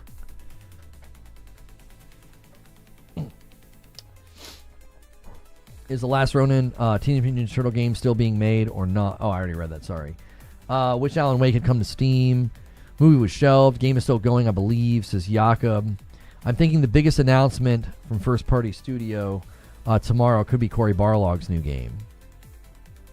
That is the current, I think, best guess. I think that's the best guess, personally. If you guys were wanting me to like put money on the table and place a bet as to when, as to who else is going to be at the PlayStation State of Play, I think our best first party guess is Santa Monica, is Cory Barlog's game. I don't know. It could also be the God of War Metroidvania game. It could be. Generally speaking, I don't know if that's as much of a showstopper as Cory finally getting to announce his new game. So, it's hard to know. What about Star Wars Jedi 3? You know what's interesting about that one, Jay, is there was a lot of rumbling about Star Wars Jedi 3, like it's coming this year, a trailer's coming this year, and a lot of people were like, I've not heard anything. Maybe that's why that was starting to rumble, is it was being included in this event. I don't know. I think a big spotlight for Marathon, yes, I think so. Bungie is kind of in dire straits with Destiny 2, for 100%. Yes. I believe that there will be a big push for Marathon, and I believe they will announce the playtest. They will tell you when you can test the game publicly. As far as like shadow drops and things like that, I think there's going to be a Resident Evil 9 demo. They could either shadow drop it or give us a date. Ghosts of Yotei Legends could be shadow dropped or a date. And then the Marathon playtest, we will be given the dates for that, I believe. I think both PlayStation and Bungie are throwing their full weight behind it. I actually think a lot of the public has moved on. I think the sentiment is more positive, and I think they've done good things with Marathon, but I think a lot of the public has moved on. The game trailers and videos are not doing all that well. Like they're not. I think the public is paying less attention to the game. Ghost of Yotei DLC would go hard. I don't know if they're going to do a Ghost of Yotei DLC. We know that Ghost of Yotei Legends is coming. That is official. But I think that that's something they could definitely shadow drop. They could just drop it and be like, yeah, you can play it right now because it's a free update. It doesn't cost anything if they do it the same way as last time. That's a great reason for people to go buy Ghost of Yotei. Now's a great time for people to do that. Marathon's 3 weeks away. You know, SAROS is in April. Now would be a really great time to get everybody to be like, hey, now's a great time to buy Yotei. They just added Legends for free. If it's not finally Barlog's turn to talk about this game that he's been developing for, at least it's getting super annoying. Keep hearing that he's doing something and nothing ever comes of it. Sometimes I wonder if we just know too much. Do we know too much? You know? Like, historically speaking, we didn't know any of this stuff until we found out at, like, E3, and now we know about things well before we're even supposed to, and then we get mad that we don't hear anything.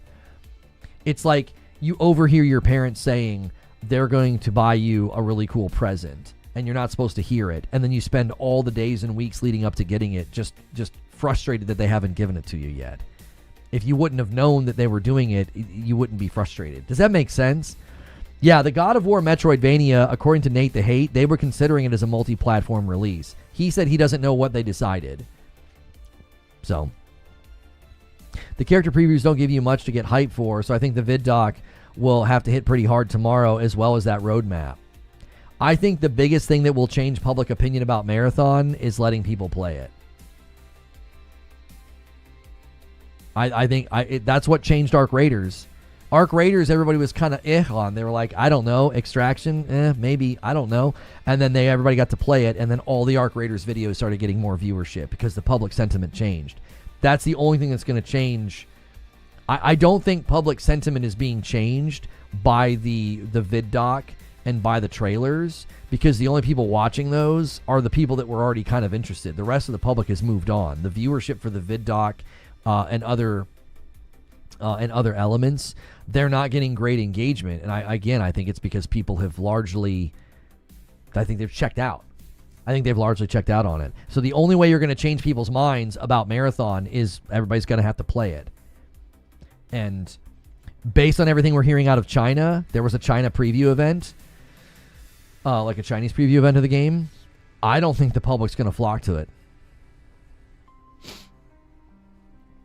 I don't think so. I think it's going to turn a lot of people off. I think it's going to be too sweaty and too difficult. I think it's going to struggle in that department. Morbid Metal's getting a free demo update in the coming days. More supported languages, bigger fights, deeper combat mechanics, and much more. Wishlist on Steam. Morbid Metal didn't feel all that great the one time I played it. It definitely needed more. Yeah. Marathon will not have a safe pocket system at launch. Bungie may consider it in the future based on player feedback. They're going to dig their heels in on that the way they did with proximity chat, and they're going to learn that that's just not going to fly with people that like extraction games. Like I said, I think they're stepping into a world where they don't know what they're doing. Too much of what they're doing now is because they got feedback, not because they know what they're doing. I think there's distinct differences between the two. I think there is distinct differences between the two, and I think people are going to see that very, very soon. I really do. Thoughts on Intergalactic? You asked me that before in the stream. Did you didn't hear my answer? I appreciate the question, but like you literally asked this already, and I gave an answer earlier. I don't mind having repeat questions, but when it's from the same person, I'm always like, what's going on? Did we get a buffer, or are you messing with me?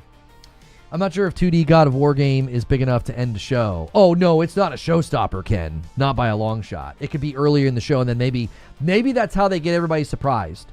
Santa Monica shows up, and we're like, oh, it's a 2D God of War game.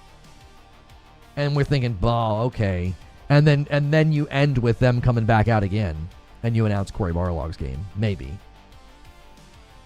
So, if you miss my thoughts on Intergalactic, I'll gladly give you them again, but I don't like feeling like I'm being put through an experience of deja vu if I don't have to. As a streamer, I experience deja vu about every 45 minutes because we end up recycling through topics, which is not a problem.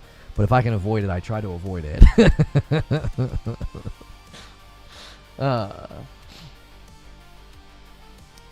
Just don't end with high guard. Yeah, I don't think Horizon Hunter's Gathering will be there. No, you wouldn't announce that and show as much as they've had and then have it show up to this event. That'd be very, very weird. Yeah, that would be extremely odd. Guys, double check that it's saving your likes. We have just been dying to get to 300, and I can't get the number to move. I feel like either YouTube's acting up or people are being ornery. Make sure you're hitting that. It's been chilling. Like, we've been like 15 away for an hour. I think a new Infamous Sly Cooper in Spider-Man 3 would be an amazing show ender. I think you should slow down a teeny bit. I don't think any of that's happening. The guy from Sucker Punch basically said nobody wants to make Sly Cooper. That's part of the problem that I don't think people realize, like, when they want these companies to like go back and do things with really old games, none of the developers want to do that. The developers don't want to do that. They're like, what? We don't want to make Sly Cooper. We want to make something new. Infamous, maybe. Control cooks with gas. It's such a good game. It really is a good game. The public thinks Intergalactic is woke for some reason. I don't think the public thinks that. No. I think there's a pocket of the gaming community that hates everything that looks a certain way, whether it's female lead or a lead that's not half naked and hot. Conventionally hot, I would say. So, yeah, they sent out an email about Blades of Fire 2.0, but they're not saying anything about console. So I don't know if they're going to answer me on Twitter.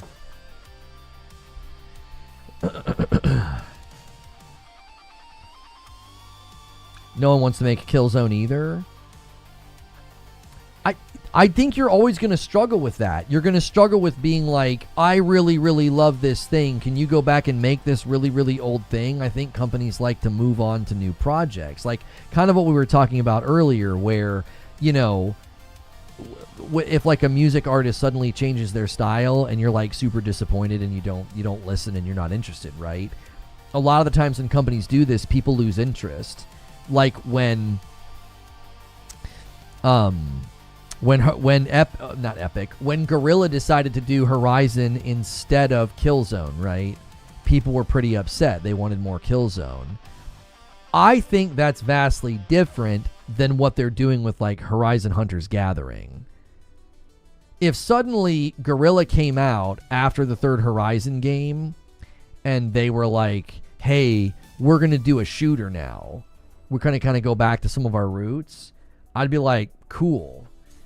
If they were like, we're going to do a third-person battle arena live service game, I'd be like, frick. Like, as soon as you step into certain genres or categories, it just feels very insincere and very calculated and very corporate and disconnected. And so it's hard to be excited. Does that make sense? It's like, I'm all for development companies making the thing they want to make, working on the project that they want to work on. There are just certain categories that really calls it into question. And I think the minute it's a live service game, it calls it into question. The minute it has that sort of derivative art style, it calls it into question. It's like, yeah, I don't know about this one, boys. And I think that's fair. I think that's completely legitimate and fair because I think we've been burned a lot by those types of games.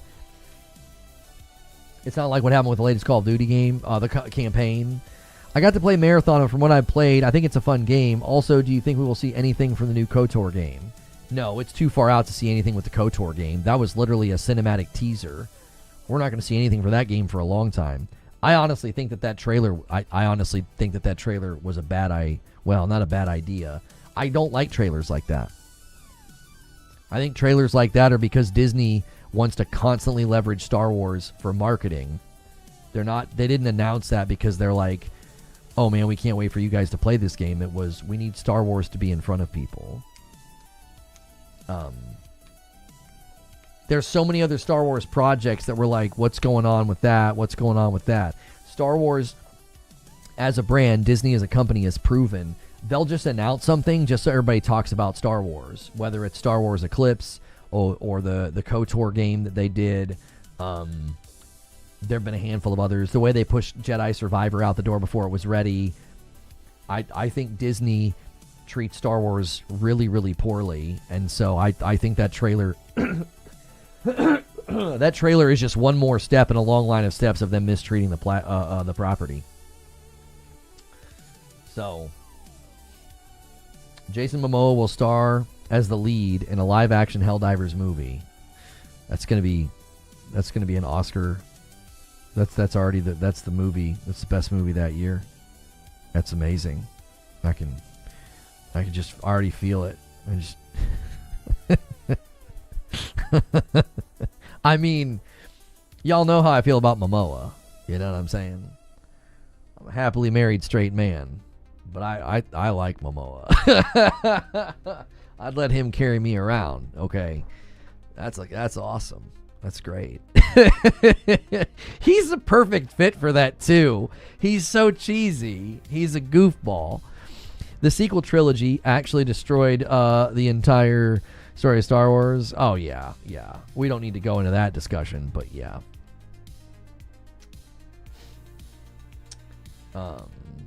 Straight. Yeah, straight. That's right.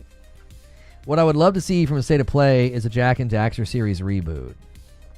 Again, the difficulty that you're going to run into with a Jak and a Daxter, a Banjo-Kazooie, a Sly Cooper, not nobody. I don't think there's enough developers that really want to dedicate their time to something like that. I mean it. I think they're like, yeah, I'm good. They're like, yeah, dude, I've been there, I've done that. I want to make something new. I don't want to go back and make old games anymore. I don't want to go back and reboot old games. I also don't think there's a ton of market demand. Right? Like, do you really? Okay, we've kind of talked about this. Okay, we've talked about this. If you're going to bring something to the market, you need it to do well enough so that you can continue bringing things to the market. Okay, this is obviously a concern for Remedy. I put a video up last night with Remedy, their new CEO, all that. A company right now dedicating a bunch of time to like a Sly Cooper or a Jack and Daxter, I just feel like you could end up really losing money. We've got some questions. People are using the question command. What studios could come out? Theorize with me. I feel like I've been theorizing all throughout the show. I feel like that's an old question, Perfect Image. So I'm going to go to the newer question from Bumblepants. Do third-party devs pay to be in an event like this, or is it the other way around?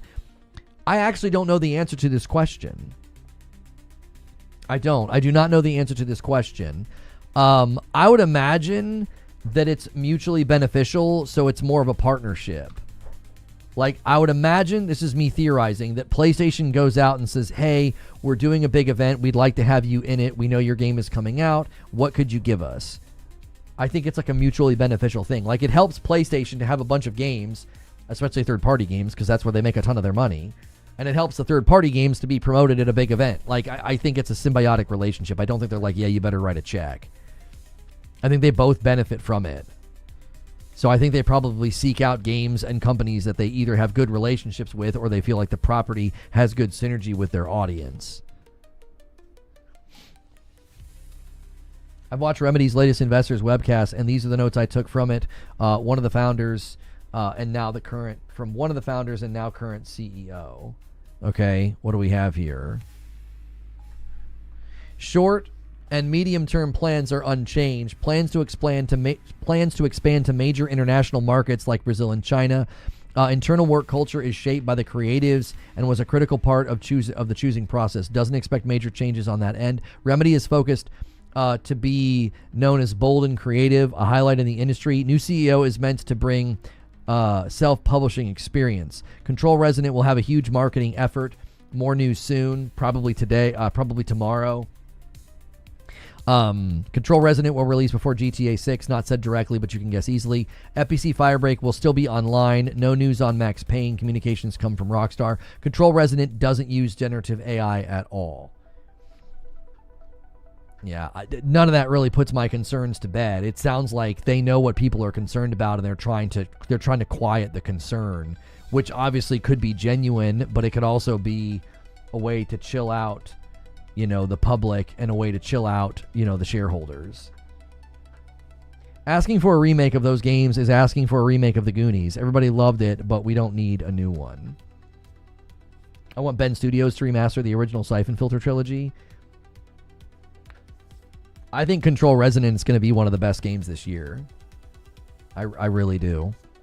I think it's going to be one of the best games this year. What they did in the first game, and I think what they're going to be able to do with the second game, and how much they have kind of riding on this, I think it's going to be one of the best games this year. I think it'll be nominated in a lot of categories. It'll probably win categories. It could win, action game. It could win soundtrack and art direction. It could win voice acting. I think it's going to be absolutely top shelf game. I'm very confident in it. Very confident, based off of everything I experienced in Control when I replayed it recently. I also think we're going to be checking this out as a second segment today. Replaced has a demo that is on Steam. It's not very long, but we're going to be checking it out today. It'll be a second stream and a second segment, so hopefully you guys stick around for that. I think that will be the indie media darling this year. I think Replaced is going to dominate every indie category that it hits. I think it's going to be talked about in a way. It's not going to hit the fever pitch of Expedition 33, but I think outlets and the press are going to talk about it in similar ways. Like, I think it's going to be fawned over. I'm upset I played Replaced because you have to wait now. The type of games like Scarface or Godfather, other gangster games, 50 Cent Bulletproof is popular because it's relatable. That's why GTA 6 is popular. It's relatable. I don't know if I would use the word you're using, Timothy. Like, I wouldn't disagree that, like, GTA 6 is going to be very popular. But, like, I don't know if Scarface and Godfather and gangster movies are quote-unquote relatable. Like, I don't know if that's the word I would use. I feel like you're using a weird word. I can't relate to Tony and all that. I can't even think of any of the characters' names off the top of my head now. Tony, what is it? Tony Santana? What's his name in that? In Scarface. I don't think I can relate to gangsters or like criminals, gun runners, drug dealers, pimps. I don't think I relate to Tony Montana. Tony Montana. Tony Montana. I don't think I relate to them at all. You know what I mean? I knew it was I knew it was you, Fredo. You broke my heart. Like, I don't think yeah, Tony Soprano and Goodfellas. Yeah, we were good fellas. What am I funny? Funny like a clown? You know what I mean? Like, I don't know. I honestly don't know what first party thing I'd want to see from Sony, because I don't delve into single player games much anymore, mainly because they cost so much. I end up waiting for them to come on sale, so mainly I forget about them, and by that time it comes, I can't commit the time needed to play them. I would rather just play games with my friends. Where do you play, wee little boots? Do you play on PC or console mostly? I mean, you're saying Sony first party games or single player games, so you probably do you play on PlayStation? What's the price right now? This one.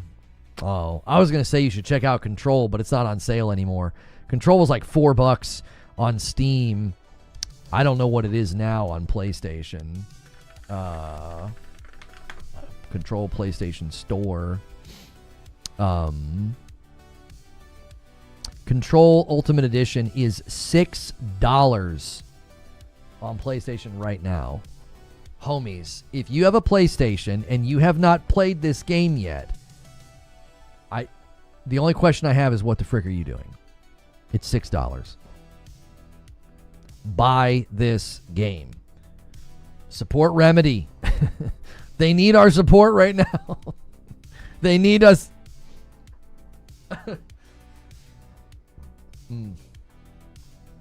Oh, is Dying Light maybe going to do something tomorrow, maybe? What do they have here? What the heck is this? It's just an image.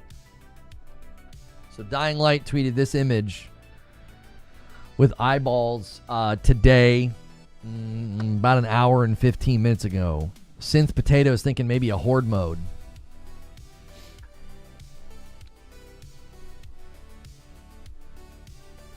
They need this for the next live service game? Please no. please no. Alan Wake 2 is also highly recommended. I know. If we weren't suddenly in like a rapid fire of releases right now, like Entropy Effect, BlazBlue Entropy Effect is coming to consoles, and then High on Life 2. I didn't play Romeo as a Dead Man. I'm still on the fence about it. Neo 3 just came out. I really want to play through Alan Wake 1 and 2, but man, oh man, the year is about to just be stuffed again. So we will see. They keep having these new opportunities on Twitch for sponsorships, and unfortunately, they're always these gacha games. This one's called, Neverness to Everness. I keep declining them. Excuse me, and saying that the brand or product doesn't fit my channel. Just to let people know. Whoever's in charge of distributing those deals. And a member from the Unseen Avenger, been in the gaming slump, looking forward to SAROS. Well, thank you so much for renewing. We're at 155. We are officially 20 away from 175. We haven't had a 20 bomb yet this week. We've had a 10. We've had a 10 bomb from Cardoc. We haven't had a 20 this week at all. Somebody could steal it. We're going to need a little bit of a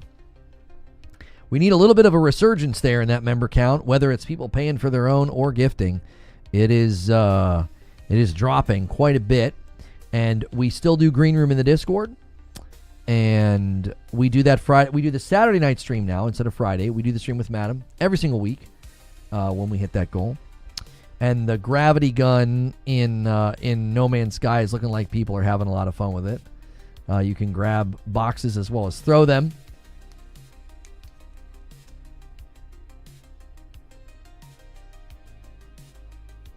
what's this say here? What's this tweet? This guy says, Spider-Noir is reportedly bigger than people would expect with an epic fight between Ben Reilly and Sandman. I heard the fights over the budget for this show almost ended Lord and Miller's relationship with Sony. I think everything is cool now, and I think Sony will see that those dudes were right.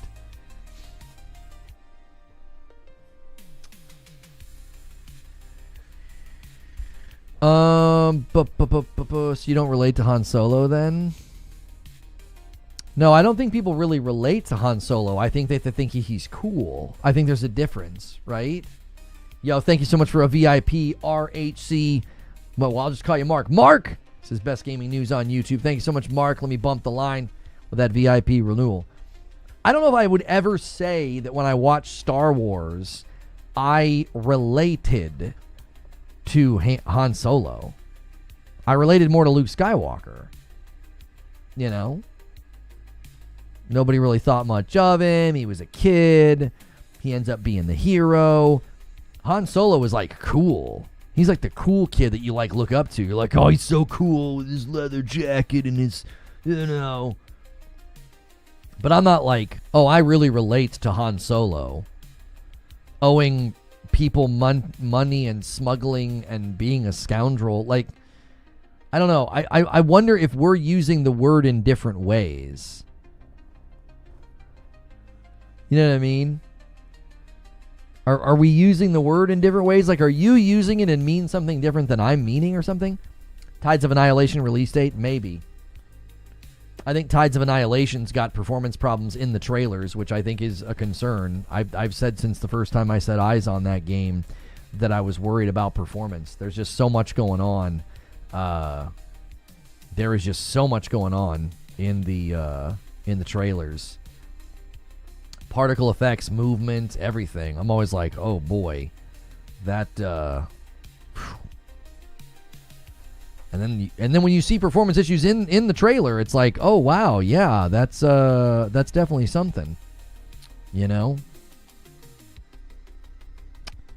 that's definitely something. I think it's something to be concerned about. I need to schedule the replace stream. We're not going to go to it for a little bit here, but I do need to schedule it. Let me see here.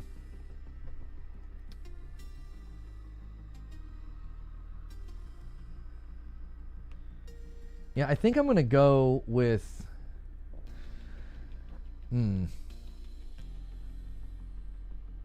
It's so hard to choose a thumbnail. Like, I'm not sure which thumbnail I should go with, boys. Like, I've got this one that I feel like is super sort of like on brand. And then I've got this one, which it's like when people are searching for a thumb, sometimes I'm like, do they want to see like the actual gameplay in the thumb, like from far away?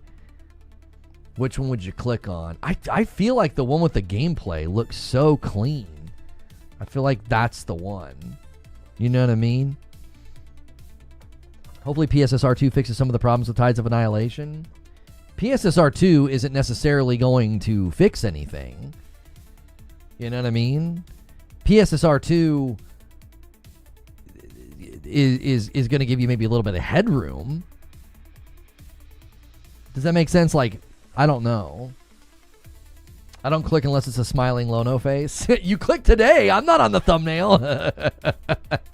I almost, as a joke, Kevin, I almost put myself in there with like Kratos and Wolvie and what's his name from SAROS? I don't know his name. I need to memorize his name. What do you use for thumbnails? Oh, I design these in Photoshop. I'm gonna go with the one that looks like gameplay. I feel like people tend to react to that stronger because that's what they're looking for. Like they want to see, you know, gameplay instead of like, oh, that looks like artwork from the devs. Like, you know what I mean? Like you can end up looking like a promotional video, which people might be less likely to click on if it looks like a trailer or something. Like the one with like the official artwork, which they're really good. They have like a really nice press kit, which is where I pulled all that from. So props to them for that. The small studios always have amazing press. They always have amazing press kits, like right on their website. And then you like big, huge companies don't. That's the frickin' worst. It is the worst. Okay, we'll do this. Okay, we'll do this, and we'll set it for today at 1. Fuzzy, you say phase? Once the stream is over, I can set up an A/B test. Once the stream is over, I can set up an A/B test and run both. So we'll go over there in about 40 minutes to check out that demo. That is something that you guys can watch right here. I'll redirect you and provide you with a link. In the meantime, I am going to need a very, very brief break. So don't go anywhere, and consider using your Prime or subbing or $5 or gift or all those things. Hit the like button, hit the follow button, hit the sub button, all those things. Those are free, and I'll be right back.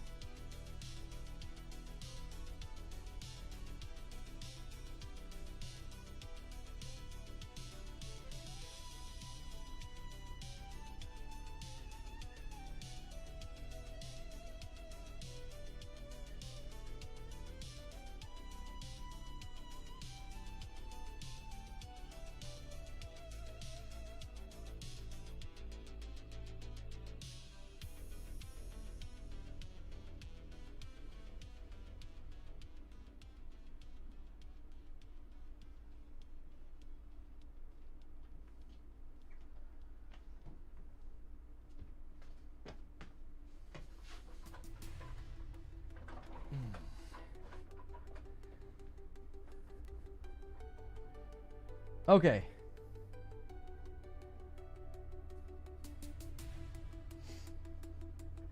Oh, sorry. I got a response from the guys about Blades of Fire. They said version 2.0 will launch the same day as Steam. Mark your diaries, May 14th. So, we will definitely be checking that out. May 14th when it hits. Yes. You heard him, guys. Hit the unfollow button. Did I say that? I don't think I said hit the unfollow button. Oh, gosh.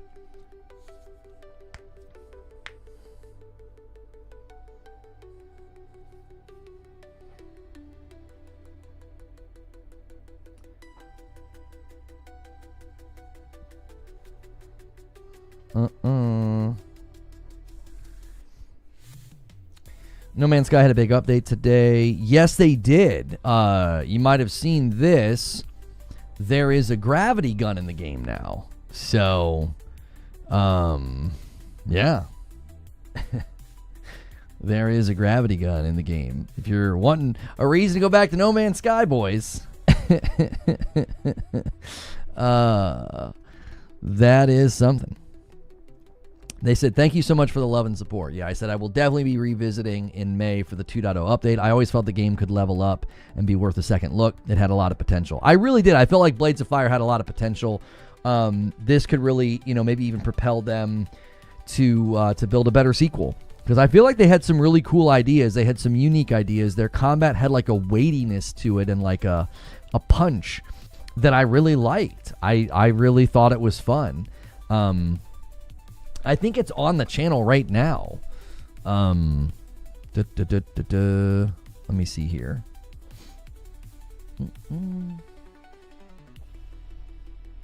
Talking about gravity guns. What happened to Half-Life 3?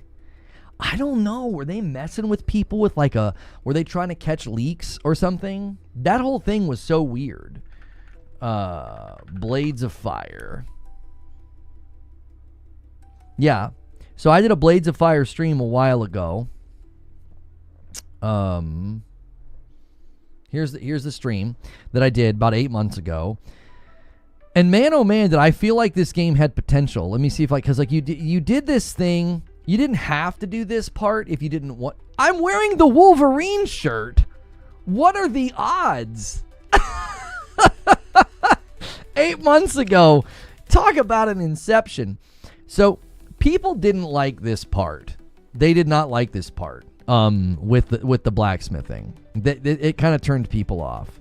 I'll tell you what I liked was I liked the combat.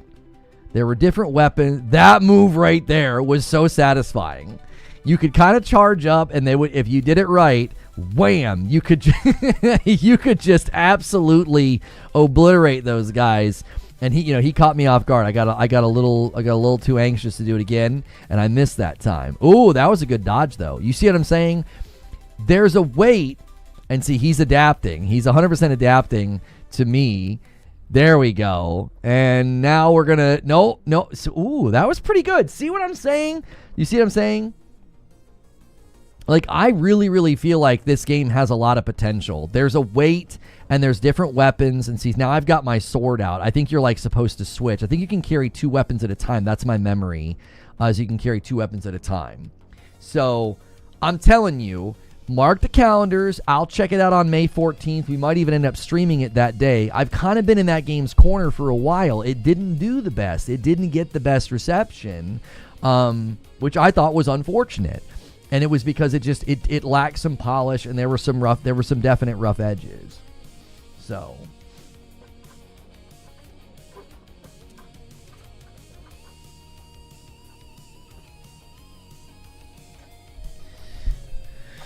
let's see.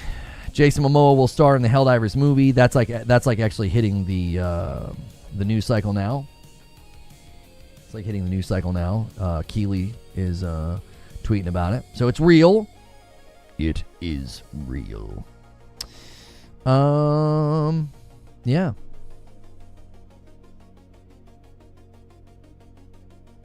We can finally run photo mode events with you all. Yeah. You can. They're adding a photo mode to Blades of Fire as well.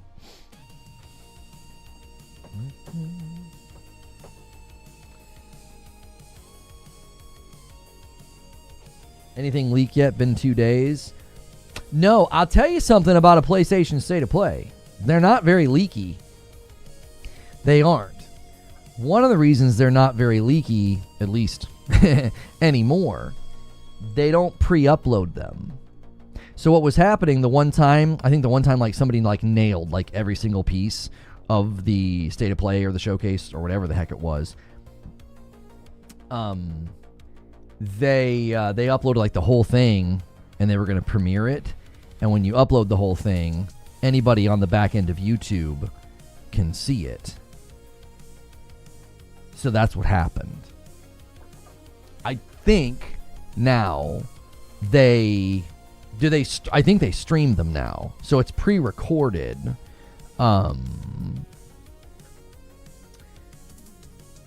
I think they stream them though. Like if we go to the PlayStation channel, that's how they do it now, right? It's pre-recorded, but they stream it, so that way nobody can get it ahead of time. Let me see here.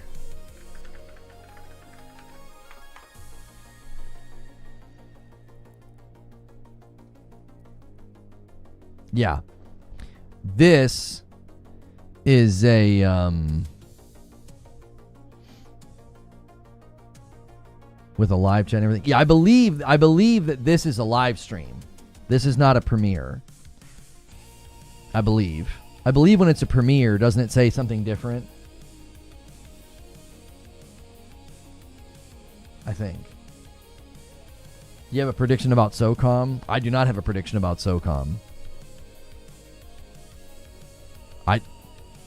As far as I can tell, I don't think anything is going to be happening with SOCOM. Like, yeah.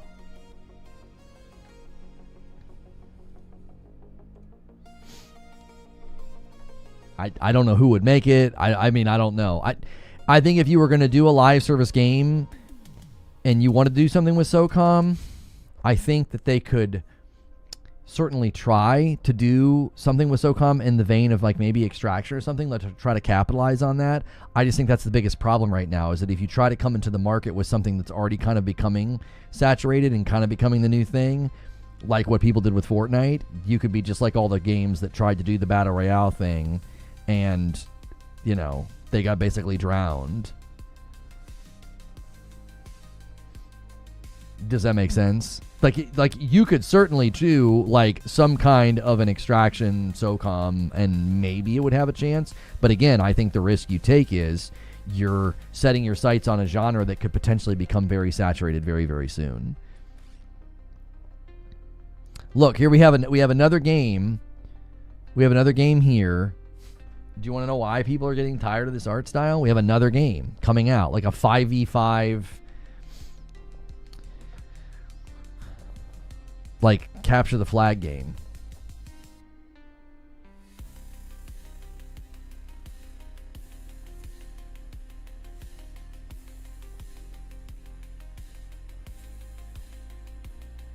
I'm here to tell you, if it's even remotely in this hemisphere of art style, I think people are just so tired. They're just so tired of this. We've seen like a live service dodgeball game that looks like this, live service brawlers that look like this. You know what I mean? It is something. It is definitely, I don't know. It continues to feel like it's really, really hard for me to be like, oh, let's be kind and empathetic, and not to be like, this just seems like blatant. Just blatant. You know, it just looks like derivative stuff. It doesn't look like something driven from passion. Concord likes. Yeah, they're starting to feel that way. It looks like I don't have this controller plugged in.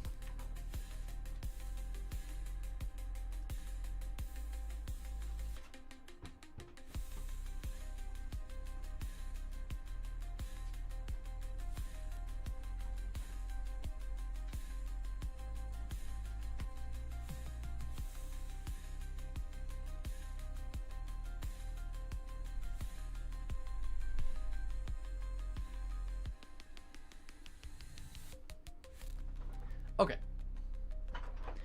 Now it is. Okay.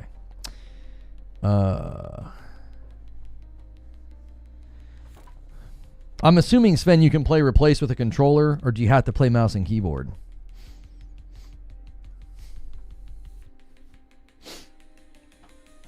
I recognize it's copium, but I really hope there is something for Destiny in the state of play. No. Too early for Phantom Blade to show up? No, I bet you Phantom Blade's there. Yeah, because they have their release date now, September the 9th. September the 9th. So, yeah. Reanimal is seemingly getting good reviews. It's landing on like an 80. I think that's probably solid for those boys. Yeah. Yep.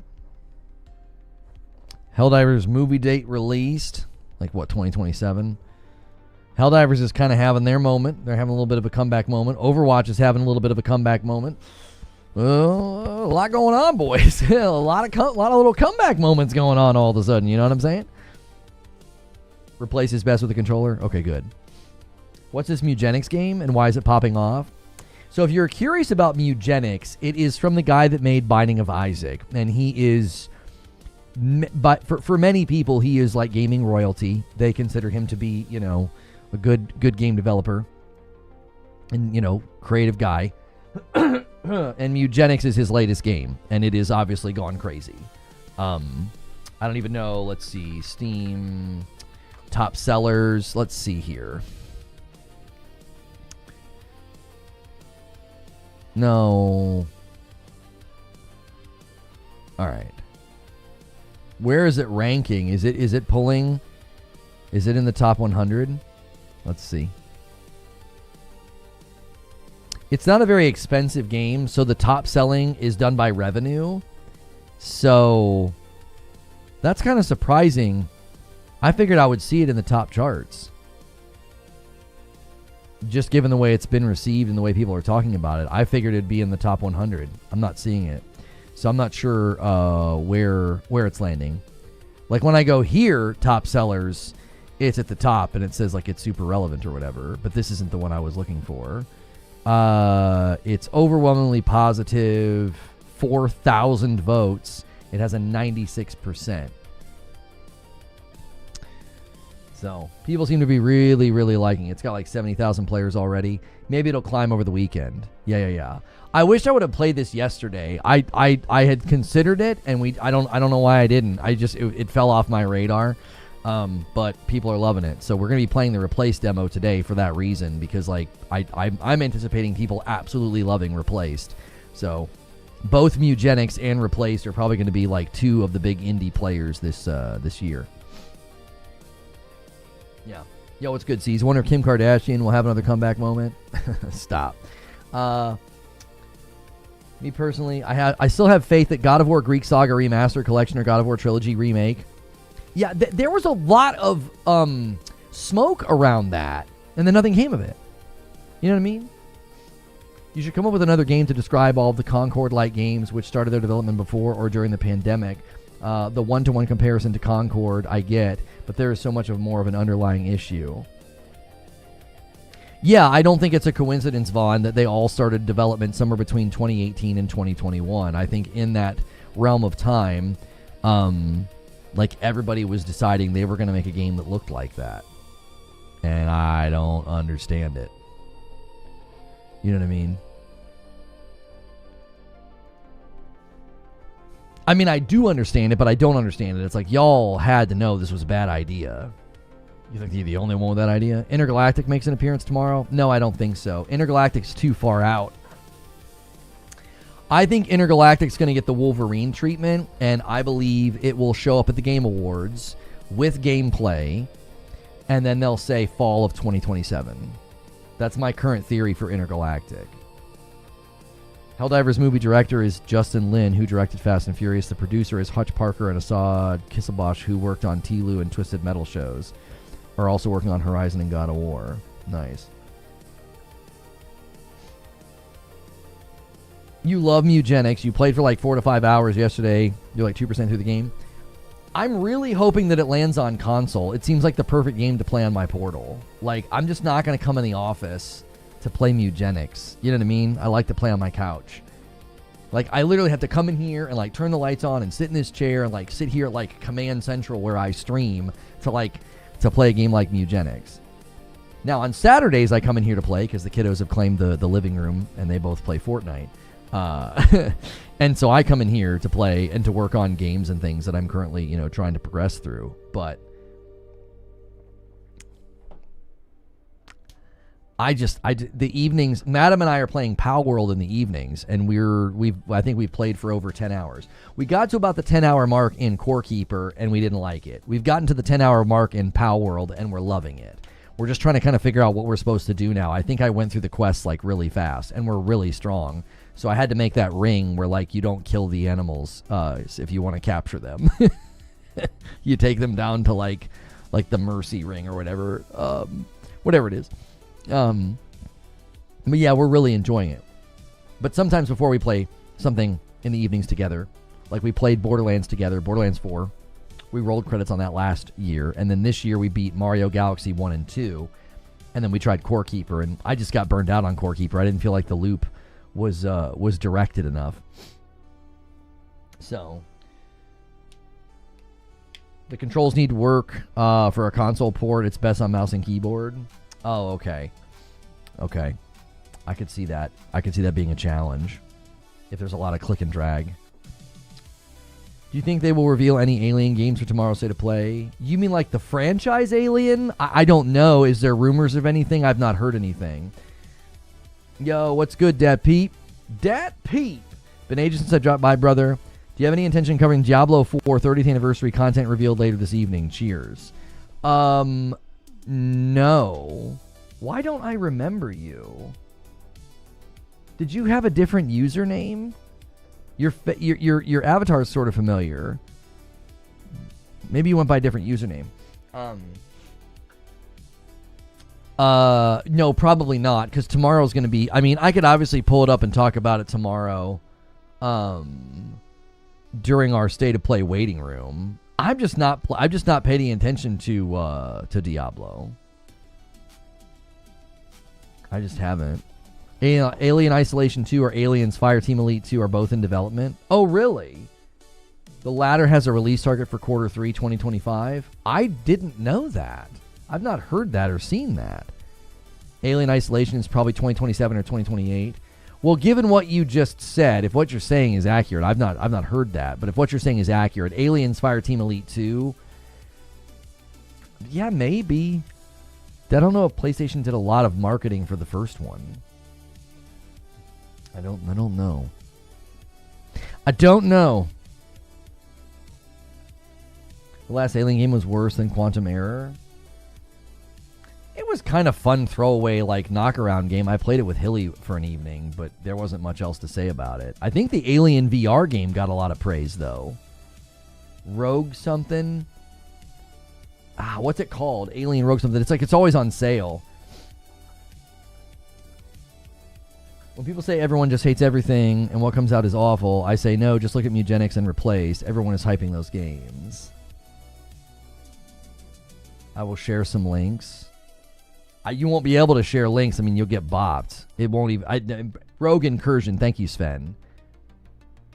Dark Descent 2 was phenomenal.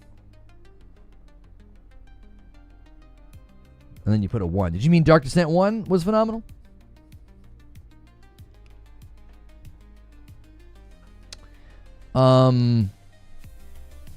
Guys, in about 15 minutes, we're going to be playing Replaced. I hope you guys enjoy getting to see some gameplay today. We don't do tons of gameplay on the channel, and the Replaced demo came out today. I'm very, very excited about it, and thank you everybody who has stopped by thinking about the PlayStation State of Play. Make sure you've hit the subscribe button.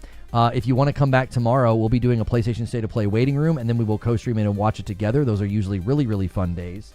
And thank you for the 100 bits, Von Raz, over there on Twitch. Thank you to everybody who's continued to resub and become members or gift members. I greatly appreciate it. And we're at 156 on the week.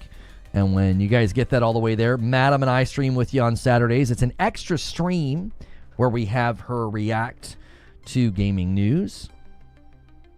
Discord sounds like it has switched inputs for the mic. Just all of a sudden randomly? Oh, it's because I plugged the controller in.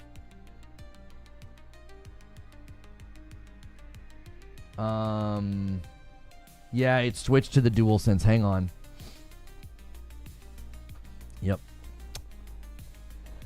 Give me 1 second. Change system sounds, recording, set default. Okay. All right, did that fix it? Yeah, okay. Yeah, I plugged in the DualSense controller to play Replaced, and it switched that to the audio device, which it probably did the same dadgum thing for, it probably did the same thing for my input as well. Like when I try to like watch something.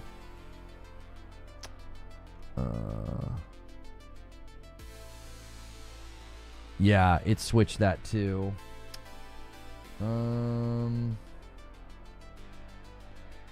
Open volume mixer. Output device should be speakers. No, not working.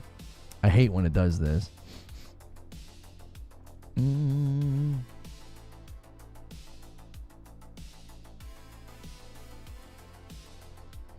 going to go into change system sounds, playback.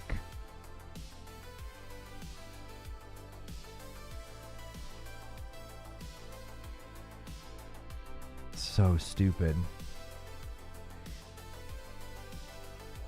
Like when Windows tries to be helpful by like doing stuff that's not helpful. It's like that's so not convenient to just do that because I plug something in. Like just pop up and ask me, would you like your audio devices to change? And I would just be like, no, I would not like my audio devices to change.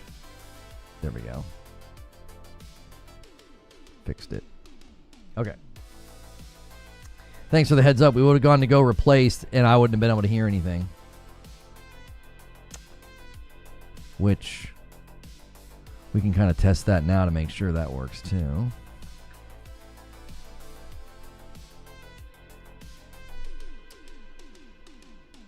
Bellier just did a video on Windows sucking. Just one?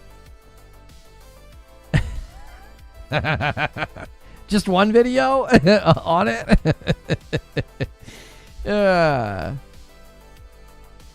They stink.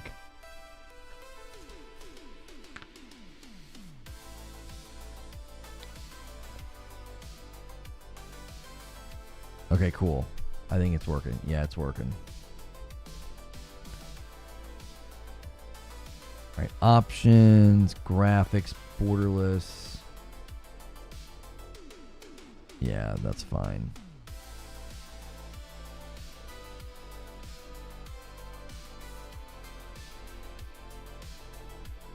Make sure. Oh, how do I turn that off? Oh. Hang on. Discord's doing that thing. That's another thing that I get really, really tired of. It's doing an overlay. Close one. Where do I change that? Game overlay. Here we go. Enable overlay. No. Other. I don't.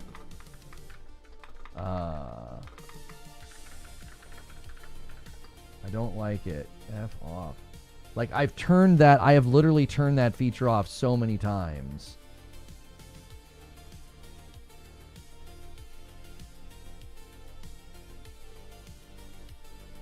I've turned off the overlay so many times.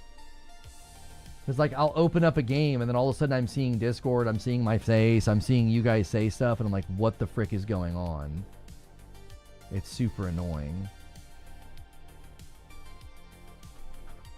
Like any tool and any piece of software, once you become reliant upon it and you really like it, they start making themselves super unlikable. Like Discord's right on time.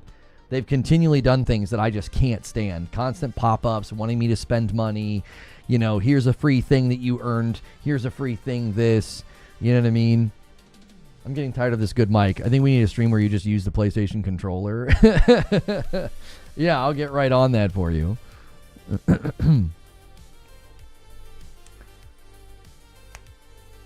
And now we have Discord being like, you're all going to be turned into children accounts. Yay.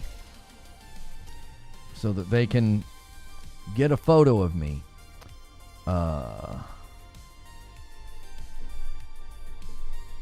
Xbox is going to change PC Game Pass. More than likely, they are taking away day one. I told people that was coming. People didn't listen. I said, ain't no way. Ain't no way they're going to keep doing that. I thought that when Tom Warren reported on it, though, that he said, I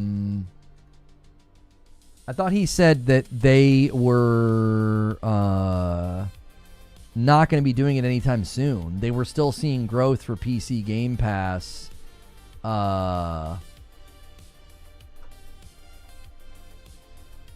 In the Asian market.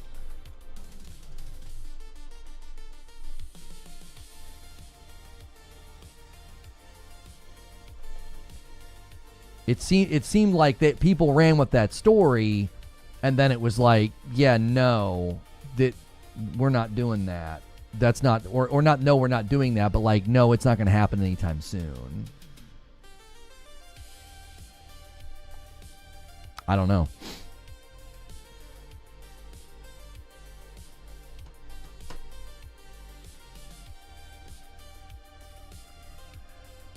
Everybody migrate to PC because it's cheaper.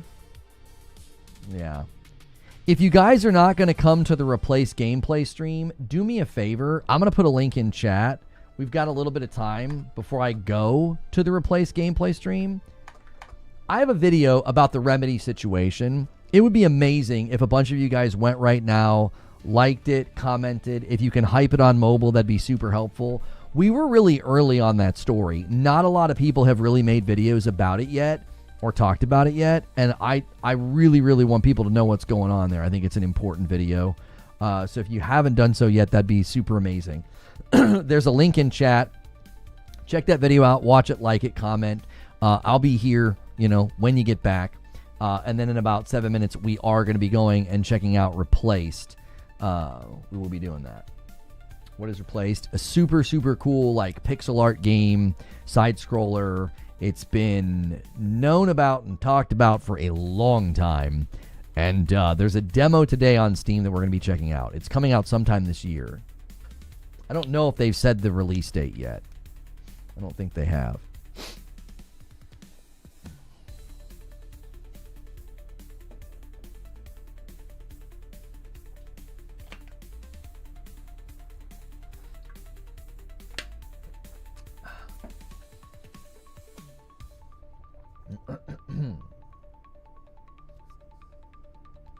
Oh, it's March 12th. You're right. They have said when it's releasing. I'm sorry. That's right. It's close.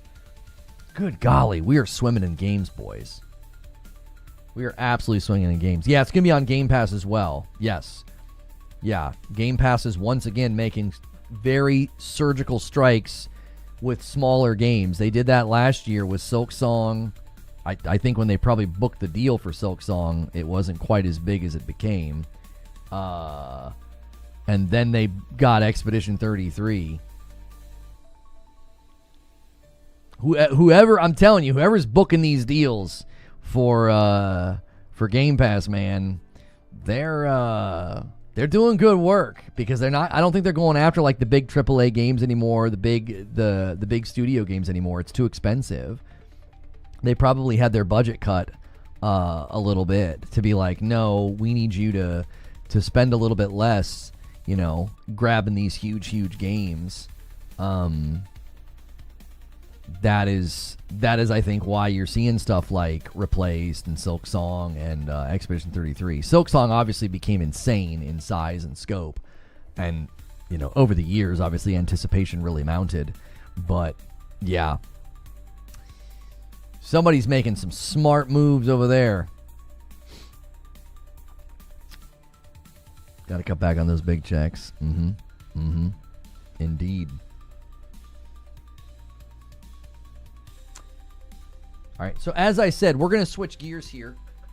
to play this game. I'm gonna put a link in chat. I'm also gonna redirect you guys. Okay. Well, you guys on purple don't have to do anything. I'll just switch directories. Can I even switch directories? I can. Demo, gameplay, done. And then you guys on YouTube, I'll redirect you. And I'll also provide a link in chat.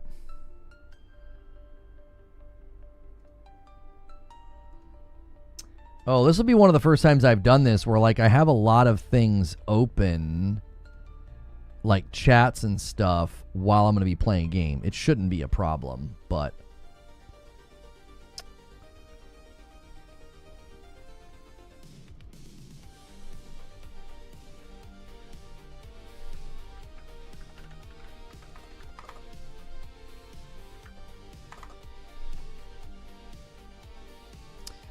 Okay.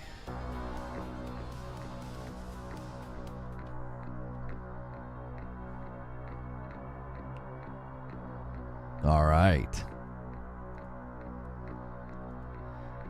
Okay.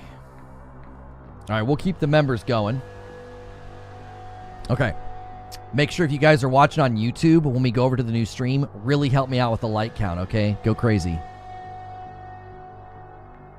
What up? We're going to be going to a new stream, guys, so click the link in chat or follow the redirect. The redirect will take you over. We're checking out Replaced.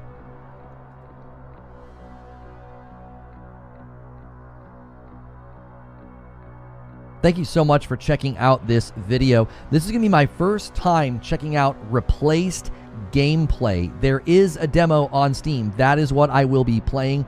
I'm hearing good things. I'm hearing that it's short. I have consistently said that I think the Replaced game will be like the indie game media darling of 2026. I think every indie category, this game's going to be showing up and kicking tail and kicking butt, okay? So, thanks so much for watching this. If you're watching it later, hit the like button, leave a comment, hit subscribe. I try to cover games and do live game event coverage like State of Plays and things like that. I'm going to end the previous stream and bring people over with Redirect.